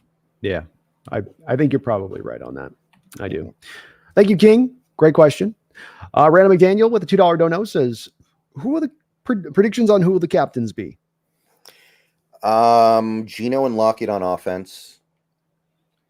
Defense, I'm going to say Jaron Reed. And maybe Big Cat. How about Jaron Reed, Julian Love? That could work. Do you give it to Witherspoon already, or is it too early? It's probably too early, but where you're going to want to go with this is that as we've always heard, your leaders need to be your best players. The Byron Murphy, part of the reason he was picked that we hear about him and talked about by Albert Brewer a couple weeks ago, and the way the teams looked at him was as a, not just the alpha type, but as a leader type. And that it's your leaders can't just be the guys that are the back end tryhards on the roster. They got to be your best players. I think long term that is the way it's going to go, but you're right, probably a little bit too early. So I like Randall, his predictions offensively. I can't push back on defense. I probably would go Jaron Julian because I get the impression Julian Jones kind of the back end guy, and then you got your front end guy at that point between the two on that side of it. That seems something in that neighborhood. Yeah, and then wouldn't it just be Myers and Dixon at that point? Yes, because you don't really have a special team Belore Maven type, right? You don't have that guy. You don't even have DJ Dallas anymore. No. So probably would be those two guys. Yeah. Or no, I was gonna say no. They won't do Lavishka. Chris Stoll. Chris Stoll, the long snapper. He's a good long snapper. He's got a great voice in the room. Underrated voice in the room. Chris Stoll for the Seahawks as a captain there. Right. Randall with another $2 donation. Thank you for that. Randall says, listen to Mac today. Definitely not sitting everyone. No. Good note here. We're going to get the no Geno Smith. A couple select guys will maybe miss that are dealing with their little dings and bangs and booms and all that. But everybody else is going to be out there playing at least a little bit. Yeah, I think there could be a couple other starters on offense sit because when you don't have Geno out there, it's not as valuable for them to be out there. But it's going to be some starters on offense, they said, and most of the starters on defense. So I think you're going to get to see Witherspoon. You're going to get to see Woolen and Love and Jenkins and, well, not Baker because Baker's hurt, but you're going to see Dodson. You're going to see Murphy, maybe Dre'Mont because I guess he did participated a little bit today. I bet they don't play him. It's a hammy because it's that hammy. You know, that hammy thing is like you got 98%. You can still twing it back to raw. Yeah, that's probably a good idea. But maybe some big cat. I don't know. He's like on the wrong side of 30. I might err on the side of caution there. But I mean, it makes sense, right? They got a lot to learn. They got a lot of stuff to pick up. So there's going to be a reason to watch these preseason games. And remember, McDonald comes from the Ravens. They take their preseason wins very seriously over there. Would they have like 22 straight or something? Something wins in a row that. Like it was like they was a big deal. Like Harbaugh was really proud of that. It's like, okay, buddy, you do you. It's a preseason win. Like, but it is going to make preseason funner for us, Randall, because it's not just backups in there from the jump. It's going to be guys out there, and they're going to be running, I think, true stuff. So you're going to get a flavor of what you're going to get in the real games here, and you're going to get to see then with that where the progress is at with the team and how they're progressing in addition to all that. Right. Thank you, Randall. And coming in with another donation of $2. Thanks for all those, Randall. Says, we make a trade prior to the season. Not a big move, but a move. I think the chamber is empty. Like, I don't know what you would trade for. And by the way, I think Randy's next super chat kind of ties into this super chat where he talks about maybe trading for a young linebacker. Right. So maybe, but I don't know who it would be. And honestly, I know the linebacker room doesn't look great right now, but I kind of like the approach of not overextending yourself at that position because it's not a high value position the way it used to be. Right.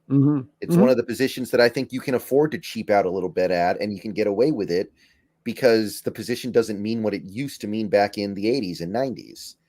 So I'm not really feeling like we need to do anything there, and I'm not feeling like we have the ammo for it anyway. Yeah, the only way I can see it going down ammo-wise, as you say, is because I don't think John's looking to move draft picks at this point. It'd be maybe a cheap signing off the street more than a trade. Is if maybe he can find a partner for like an Olatimi deal. If the team wants to hold on to Nick Harris, they're probably not going to hold on to 3 centers on the roster. They could, but I'm getting the impression we're more likely to hold on kind of an extra guy in a different spot, like guard, for instance, or something like that.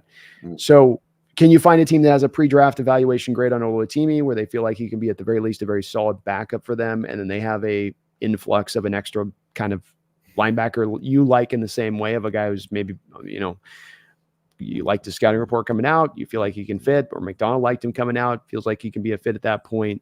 Maybe something like that could sync up. And it also could be something here too, Randall, and thanks for the donations on this, where they look to address it more down the road if there is an issue with the linebacker, Brendan, right? Or it does become, rather than a prior to a season deal, more of a trade deadline deal. That's what you push for at that point. Yeah. It could be like, remember the Sidney Jones trade right before 2021 started? It was like a Mhm. 6th round pick for Yeah. Sidney Jones. It could be something like that, I guess. But I mean, it's tough. Like you're talking about a linebacker who's no longer a scheme fit with a coach change. There were a lot of linebackers taken in that range over the last few years. Like you had the Chad Muma, you had the guy who went to Jacksonville, Devin Lloyd. I don't feel like any of those guys would be available for a cheap trade. You just hit the nail on the head, Brendan, that we've been doing this, Brandy, we've been doing these evaluations the last 3 years heavily on these drafts, and the inside linebacker position has sucked balls as far as the talent level goes. And I'm talking, Randall, not first round, second round, third round. Those 3 rounds all together, right, Brendan? Where you look at it and we've got like a collection of a couple guys this last year's draft. Nobody, I believe, went in the first round as a middle linebacker. Then you had a couple of guys there in the second and third round. And so that's the issue here, I think, as much with the position, is that it's not just the reason, Seattle having a bit of a light. It's I think a bit of a league-wide issue in having really good quality guys that you can rely upon there. It's just kind of they're not coming out. It's tight end. It's like safety. You look through all these draft classes and you come out the other side of it and you're like, man, it's another underwhelming group coming out here. Guys that aren't running fast, that don't have a great physical profile. In the linebackers case, Brendan, these guys will be 225 with short arms, or like Peyton Wilson. It's got no ACL, still taken in the third round. Right. Literally no ACL. That guy's the best of the bunch, because there's so few that are that good on what he showed on tape. They're like, yeah, okay, no ACL, we'll still draft him just because we need somebody and there's nobody else here at this point to go get. Right.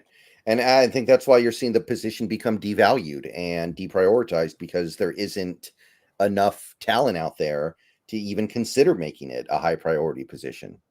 Yeah. I did look through, Randall, after we were talking last stream on this, about looking through some linebacker spots across the league that might be kind of open in that way. And I just kept coming back around again and again to the fact that it's very much, everybody's dealing with very thin linebacker crews right now on the inside. Inside linebackers right now it's just very dearthy as far as a position goes. Mm-hmm. Hopefully Tyrese Knight's ready. That's what we're trying to say here, Randy. Let's go, right. Tyrese Knight. Okay. Yeah, just or do what the Chiefs did. Just go get like a Nick Bolton in the 4th round, and he's pretty okay, right? He's all right, yeah. And it's enough for them to win 2 Super Bowls with. That's true.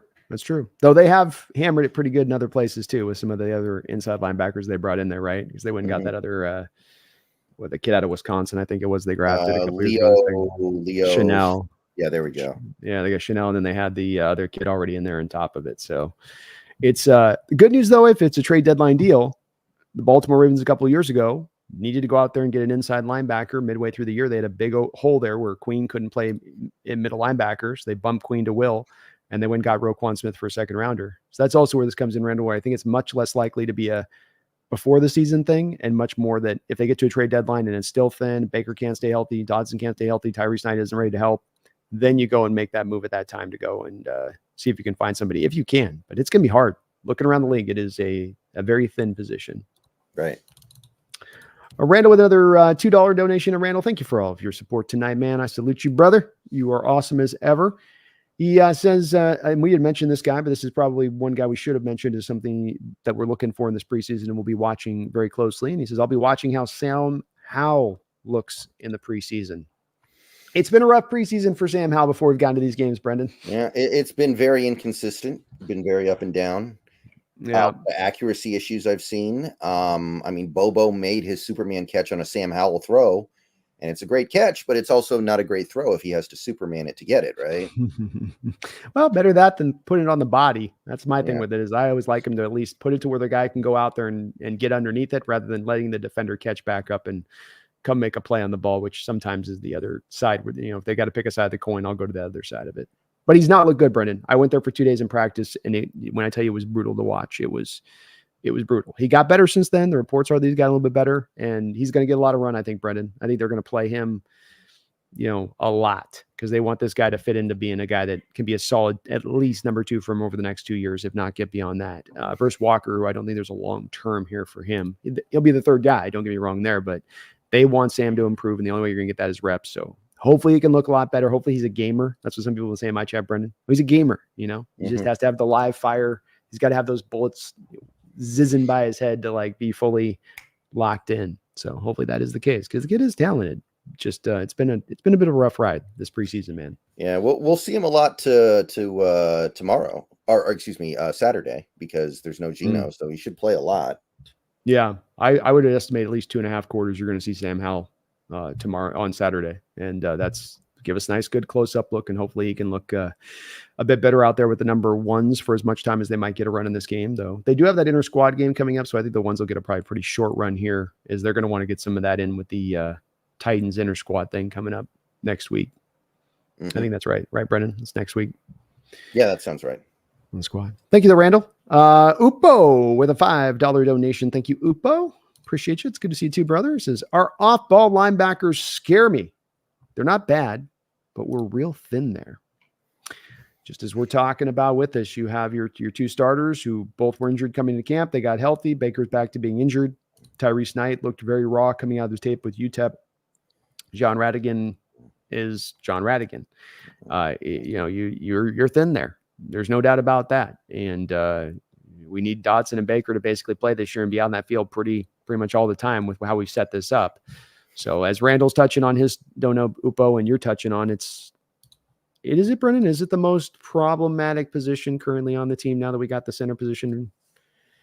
I'm still really worried about the left guard spot, honestly, but I could see it this way. Yeah. I mean, we couldn't fix everything in one offseason. And if you're going to pick one place to not address, I think off-ball linebacker is a pretty good one. But, this is something we've been kind of kicking down the road for a while. We've had 3 straight drafts where I've thought maybe this is the year we invest something in inside linebacker. And I mean, I know Knight, but that's a day 3 pick. And that's a guy who you knew was raw. He's not ready yet. And everybody knows it. So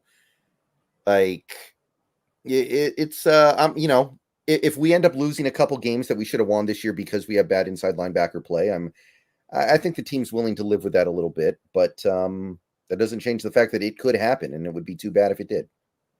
As Brendan says, there's only so much you can address in one offseason, Upo, and we hammered a lot of different items, including really rebuilding the trenches, I feel like, over the past 2 years, which you're going to say, like Brendan says, go light to go get this thing fixed on either side of it, where you're doing not this, but this.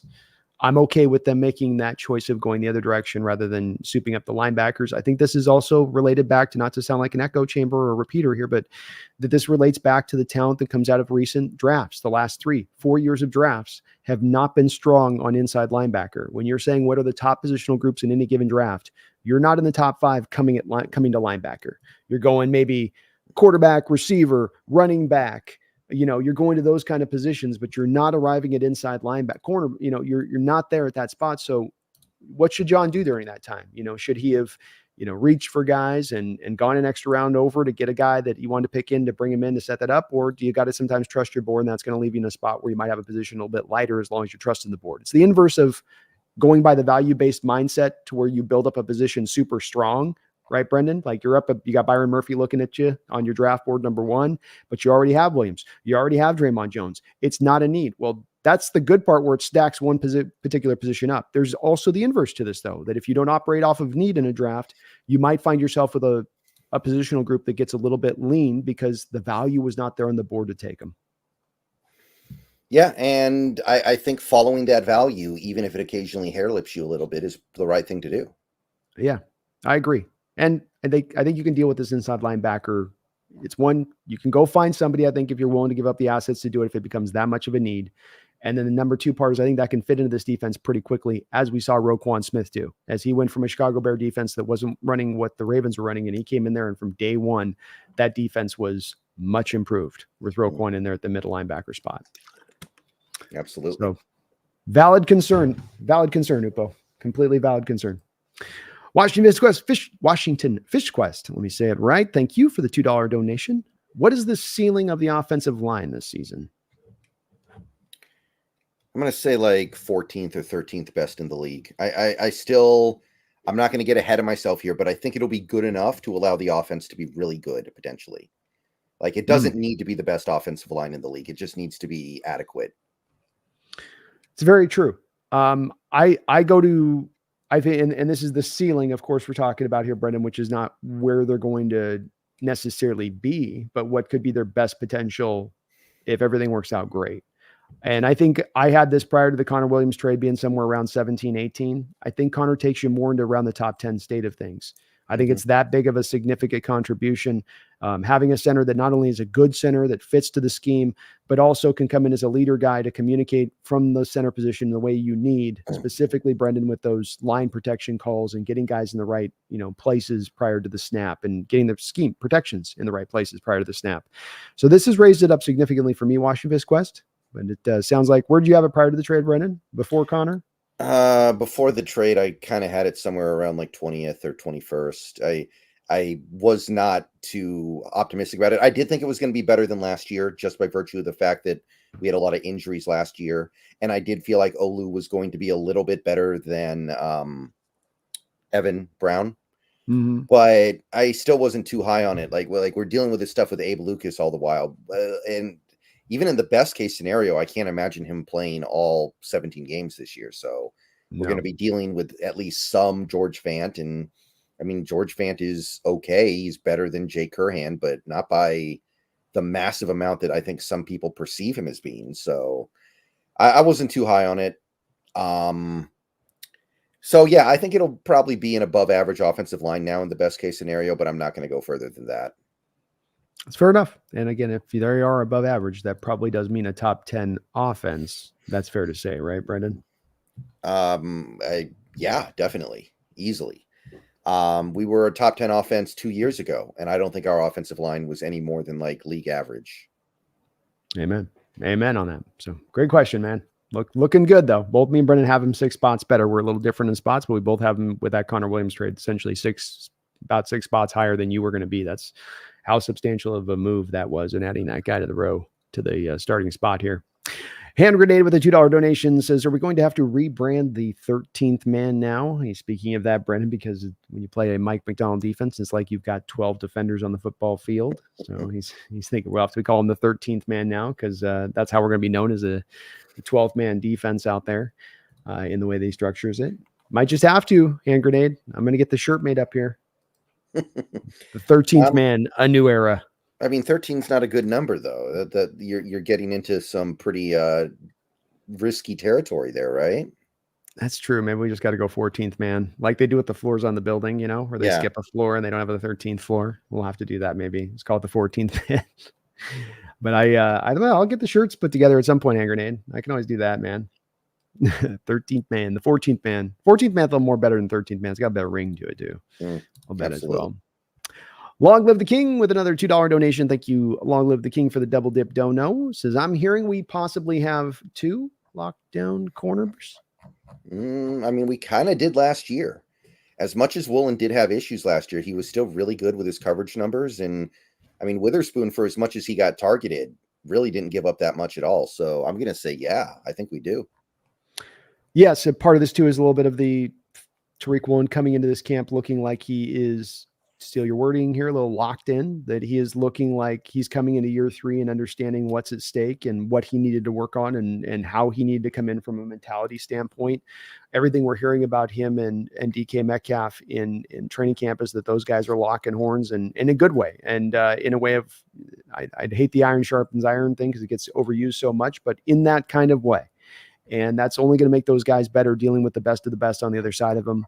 And I'm expecting from him a really big year. It's a contract year. He goes out and balls out. He can go get a big time contract extension and say, hey, I've been consistent at the very least, a cover guy for 3 straight years, top notch in that degree of things. I take the ball away, which is the hardest thing for cornerbacks to do in many ways.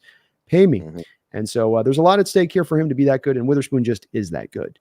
And Mike McDonald is driving him like he's a back end roster guy, just trying to make the roster in the mentality of what you feel on top of him, which is him just going, I'm going to take this kid to greatness. I'm going to do what I did with Kyle Hamilton. And as EJ Schneider said on my show from Bootleg Football a month ago, Brendan, I'm going to have Kyle Hamilton on steroids here. That's what this is going to be. And I think that we're going to see this defense really benefit from these 2 guys being locked down like they are, and what that adds to a defense that can take advantage of that. It's one thing to have that to a defense that still stays in soft zone coverage, doesn't play man-based concepts, is still going to allow you to dink and dunk. It's another thing, Brendan, when you tighten everything down around the line of scrimmage, stack fronts, blitzes, trusting those guys out on islands one-on-one. That's when football gets really fun. Yeah. And I mean, it's a big ask to be better than Kyle Hamilton because he's been really, really good, but it feels like it could happen here. And yeah, I mean, if they were able to be as good as they were in coverage last year on that really bad defense, then on this defense, you should expect them to be much better. Mm-hmm. Well, this defense is going to lean into the things that they do well. And Devin's, I remember I had that chart where they showed you, these charts you can bring up, and Brendan, you can see where guys are, who was the best man cover corners and who was, not the best in man coverage situations. And Witherspoon and Mullen were right up there at this top mark. You're like, wow, they're up at the good side of the list where you want to be. Both their two names right next to each other. But then you see the snap counts of how often they were actually run in those man-based concepts. And you go, that's the easiest flip for a new coaching staff to come in and do. It's the easiest thing for a coaching staff to say, this guy does this thing really great. The prior defense had him not do those great things at a fairly inoften frequency. Well, why? Because they just didn't, those just weren't in the principles of that defense. Okay, well, we're going to do that. Trey Brown, best press cover cornerback in football last year, Brendan. You run press coverage, you're going to typically run press coverage off of zone. You're not running press coverage to cover 3 looks. So he's the best press cover corner in football according to PFF, but you only run a very small number of his snaps at the end of the day out of true press man cover concepts that he does best. Again, something that's an easy thing for the coaching staff to lean into and is only then going to maximize out the players that much more and allow McDonald to kind of go crazy with it. Because that's the thing that can hold back this scheme in McDonald's scheme. Whether you go back to Buddy Ryan, Rex Ryan, or Wink Martindale, if they don't have the cover corners out on the outside that can hold up, their scheme doesn't quite work. McDonald's found some workarounds on that with his zone coverage concepts, but it's still at the heart of it, wants to have those guys that can hold up on the outside one-on-one. Mm-hmm. Yeah, I'm pretty optimistic about that situation right now. That's one part of this team that I feel really good about right now, the corners. Absolutely. Well, and thank you guys for all of the donations on that. Very, very kind of everyone is always on that side of things. We really appreciate it. We've got this game where I think we've kind of covered the main items we're looking at from a big picture standpoint. It does sound like Justin Herbert's not going to be playing in this game as he's got some injury that he's dealing with. So that's a little bit of notable. So neither starting quarterback will technically be in there. I didn't have that on the thumbnail, but Easton Stick and Sam Howell as a thumbnail, Brendan's not exactly going to bring a lot of eyeballs to the to the show necessarily. But I mean, there are definitely going to be some Seahawks fans that are going to be more interested to see Howell than Geno because we've seen Geno the last 2 years and haven't seen Howell yet. So I don't know. Maybe that's a little more compelling. Depends on who you ask. It certainly is for me because I do still, even though he was looking rough in camp, have hope for this kid. He is young. He does have skill and ability. This is a new offense, and he's a little, I think, in over his head here out the gate. But there's still a lot of reason to believe that this guy can still have the ability to kind of figure it out, have the light bulb come on, and become a player that can be a starter in this league. I do still believe that. So you're right. There might be a little bit more intrigue because of that with Sam at the kind of centerpiece of this and the way that this will go. Where do you think the Chargers are going this year? Is this just a feel out year, you think, with Harbaugh, or do you think that this is a season with that team that they can push in that AFC with their talent level? I don't think they're going to necessarily push. I think they'll take steps in the right direction. They'll feel pretty good about things going into 2025. I don't know. I think that they've got. I don't think you're going to be able to run the ball as much as Harbaugh is going to try to run the ball this year and get away with it on the level of, like Michigan was able to do, or even those Niners teams were able to do back in the Harbaugh days. So I'm going to say it's going to be all right. I think they're going to be pretty decent. They address the offensive line in a really effective way. They've got Joe Alt, Rashawn Slater, and Zion Johnson. Yeah, Zion Johnson. But Corey Linsley is retired now. He's out of there. So it's not quite the big, great wall of Los Angeles that they were dreaming about building at one point. And Bosa is going to miss games. Derwin James is going to miss games on defense. So they've got some issues there that may not just go away immediately. He is inheriting a stronger team, I think, here than you could say maybe he's inherited, I think, at recent stops, that they've got a little more talent than when he walked into San Francisco than they probably did, or when he walked into Stanford they did, or even Michigan. So I think that's the one thing, but I do agree with you. I think this is still probably a year they're going to have to kind of feel their way through and have their up and down, be probably a 7, 8, 9 win type team when it's all said and done, in that, you don't want to face them during the regular season. They're just a pain in the ass matchup. But I, like you, think that he's going to have to grow his passing attack game with this new era. And he's got Herbert to do it, which helps, but the receiving core isn't the greatest, especially since Quentin Johnson doesn't look like he's quite ready to. He's been just every other day I get a clip of him just ball dropping up out of his hands or flopping out or going some other different direction with it.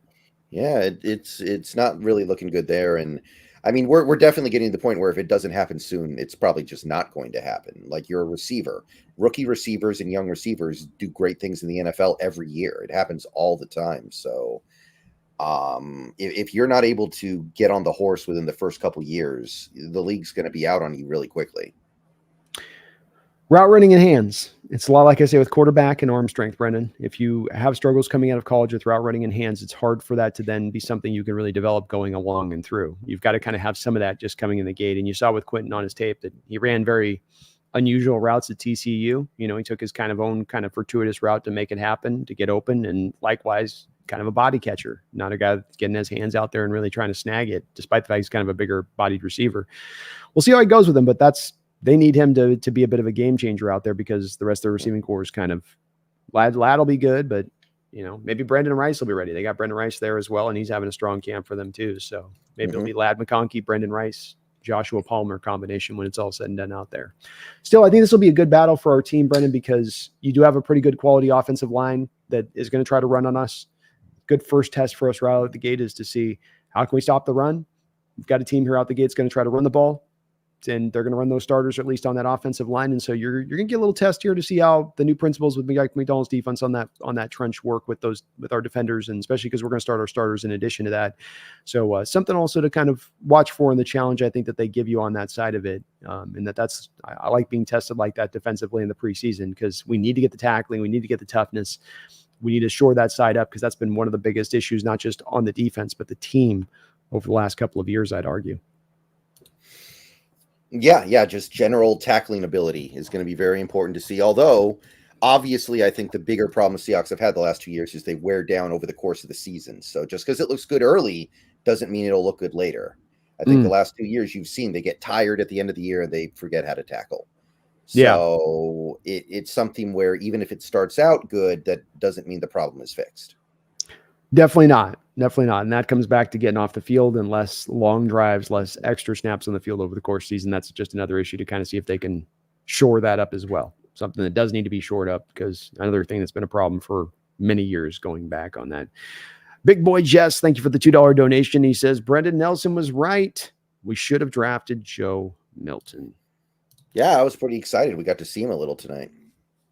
Yeah, he's been having a good camp. In addition to that, a lot of people say he might be even ahead of Drake May right now in the performance of those two guys and how they've done throughout training camp. So we'll see if he does come forward in that way. And I didn't mind him as a later round guy. I just didn't want to take him into that earlier mode of things. You know, I didn't like that thought of it.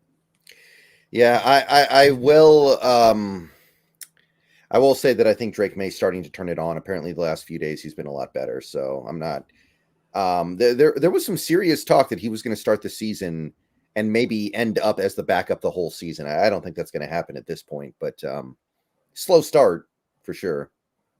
And I think that's where people do freak out on these rookie quarterbacks if they don't. I honestly am a believer. I go counter to most, I think, now, because it seems like the no-brainer thing everybody just says is play him. I'm more of a guy of, I don't think it's the worst thing to give a guy a year to sit. I think it's actually kind of benefits the guy to have especially if you can have a true veteran ahead of him that can, he's learning from as he's going through. Where it's really a truly learning experience, not just he's just sitting there. I think it's actually, there's a benefit to that, especially for like a Patriots team this year that's not with Drake May. They're not going to go win any games. That's not a team that's winning that division, much less getting to the playoffs. Yeah. I mean, yeah, I think it just depends on the player. Like Andrew Luck was ready to play day one, and having Andrew Luck sit out a year, I don't think would have helped. But somebody like to go into the Wayback Machine here, Christian Ponder, he needed to sit for a year at least. I can even make the argument. I can even make the argument on Andrew Luck that he should have sat, and not because of the same reasons that you would sit a guy like Drake May. I agree with you. Andrew Luck was ready to roll. The problem was that the Colts offensive line wasn't ready to roll. Why does Andrew Luck end up retiring? Because he gets his body beat to hell. Why does he get his body beat to hell? Because he's playing behind an offensive line that's getting him beat to hell. I mean, the issue with that is the offensive line just kept getting worse. Like that rookie year Colts offensive line was no better or worse than any other offensive line they had. So they were never really ready for that. And yeah, but that's also that the is a tragedy. It is a tragedy. It's also a bit of the mismanagement, though, of the way they did that. And it's, this is something, with me, I harp on this a lot, where teams just go get the quarterback and then they don't have any plan in place. And then they become shocked when the thing doesn't work right.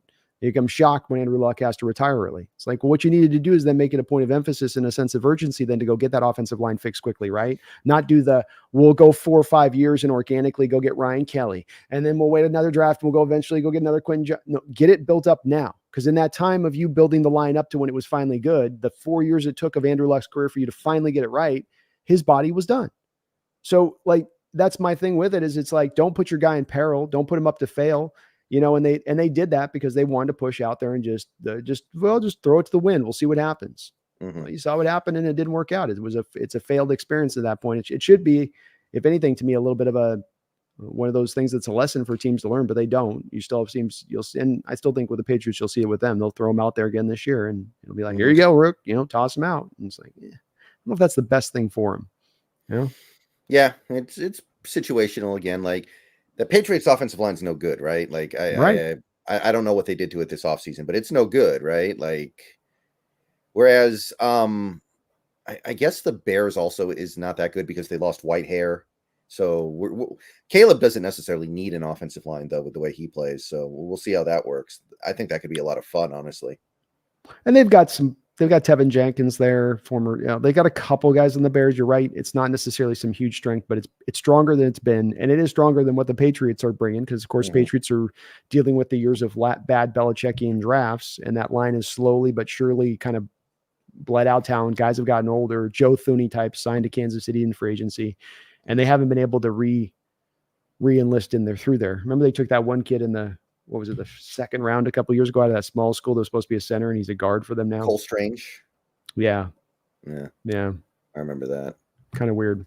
Upo, thank you for the $10 donation, Upo. I appreciate you for that. He says, Brandon, please describe to us what you saw with Sam Howell in person. What were the issues? There was a few of them.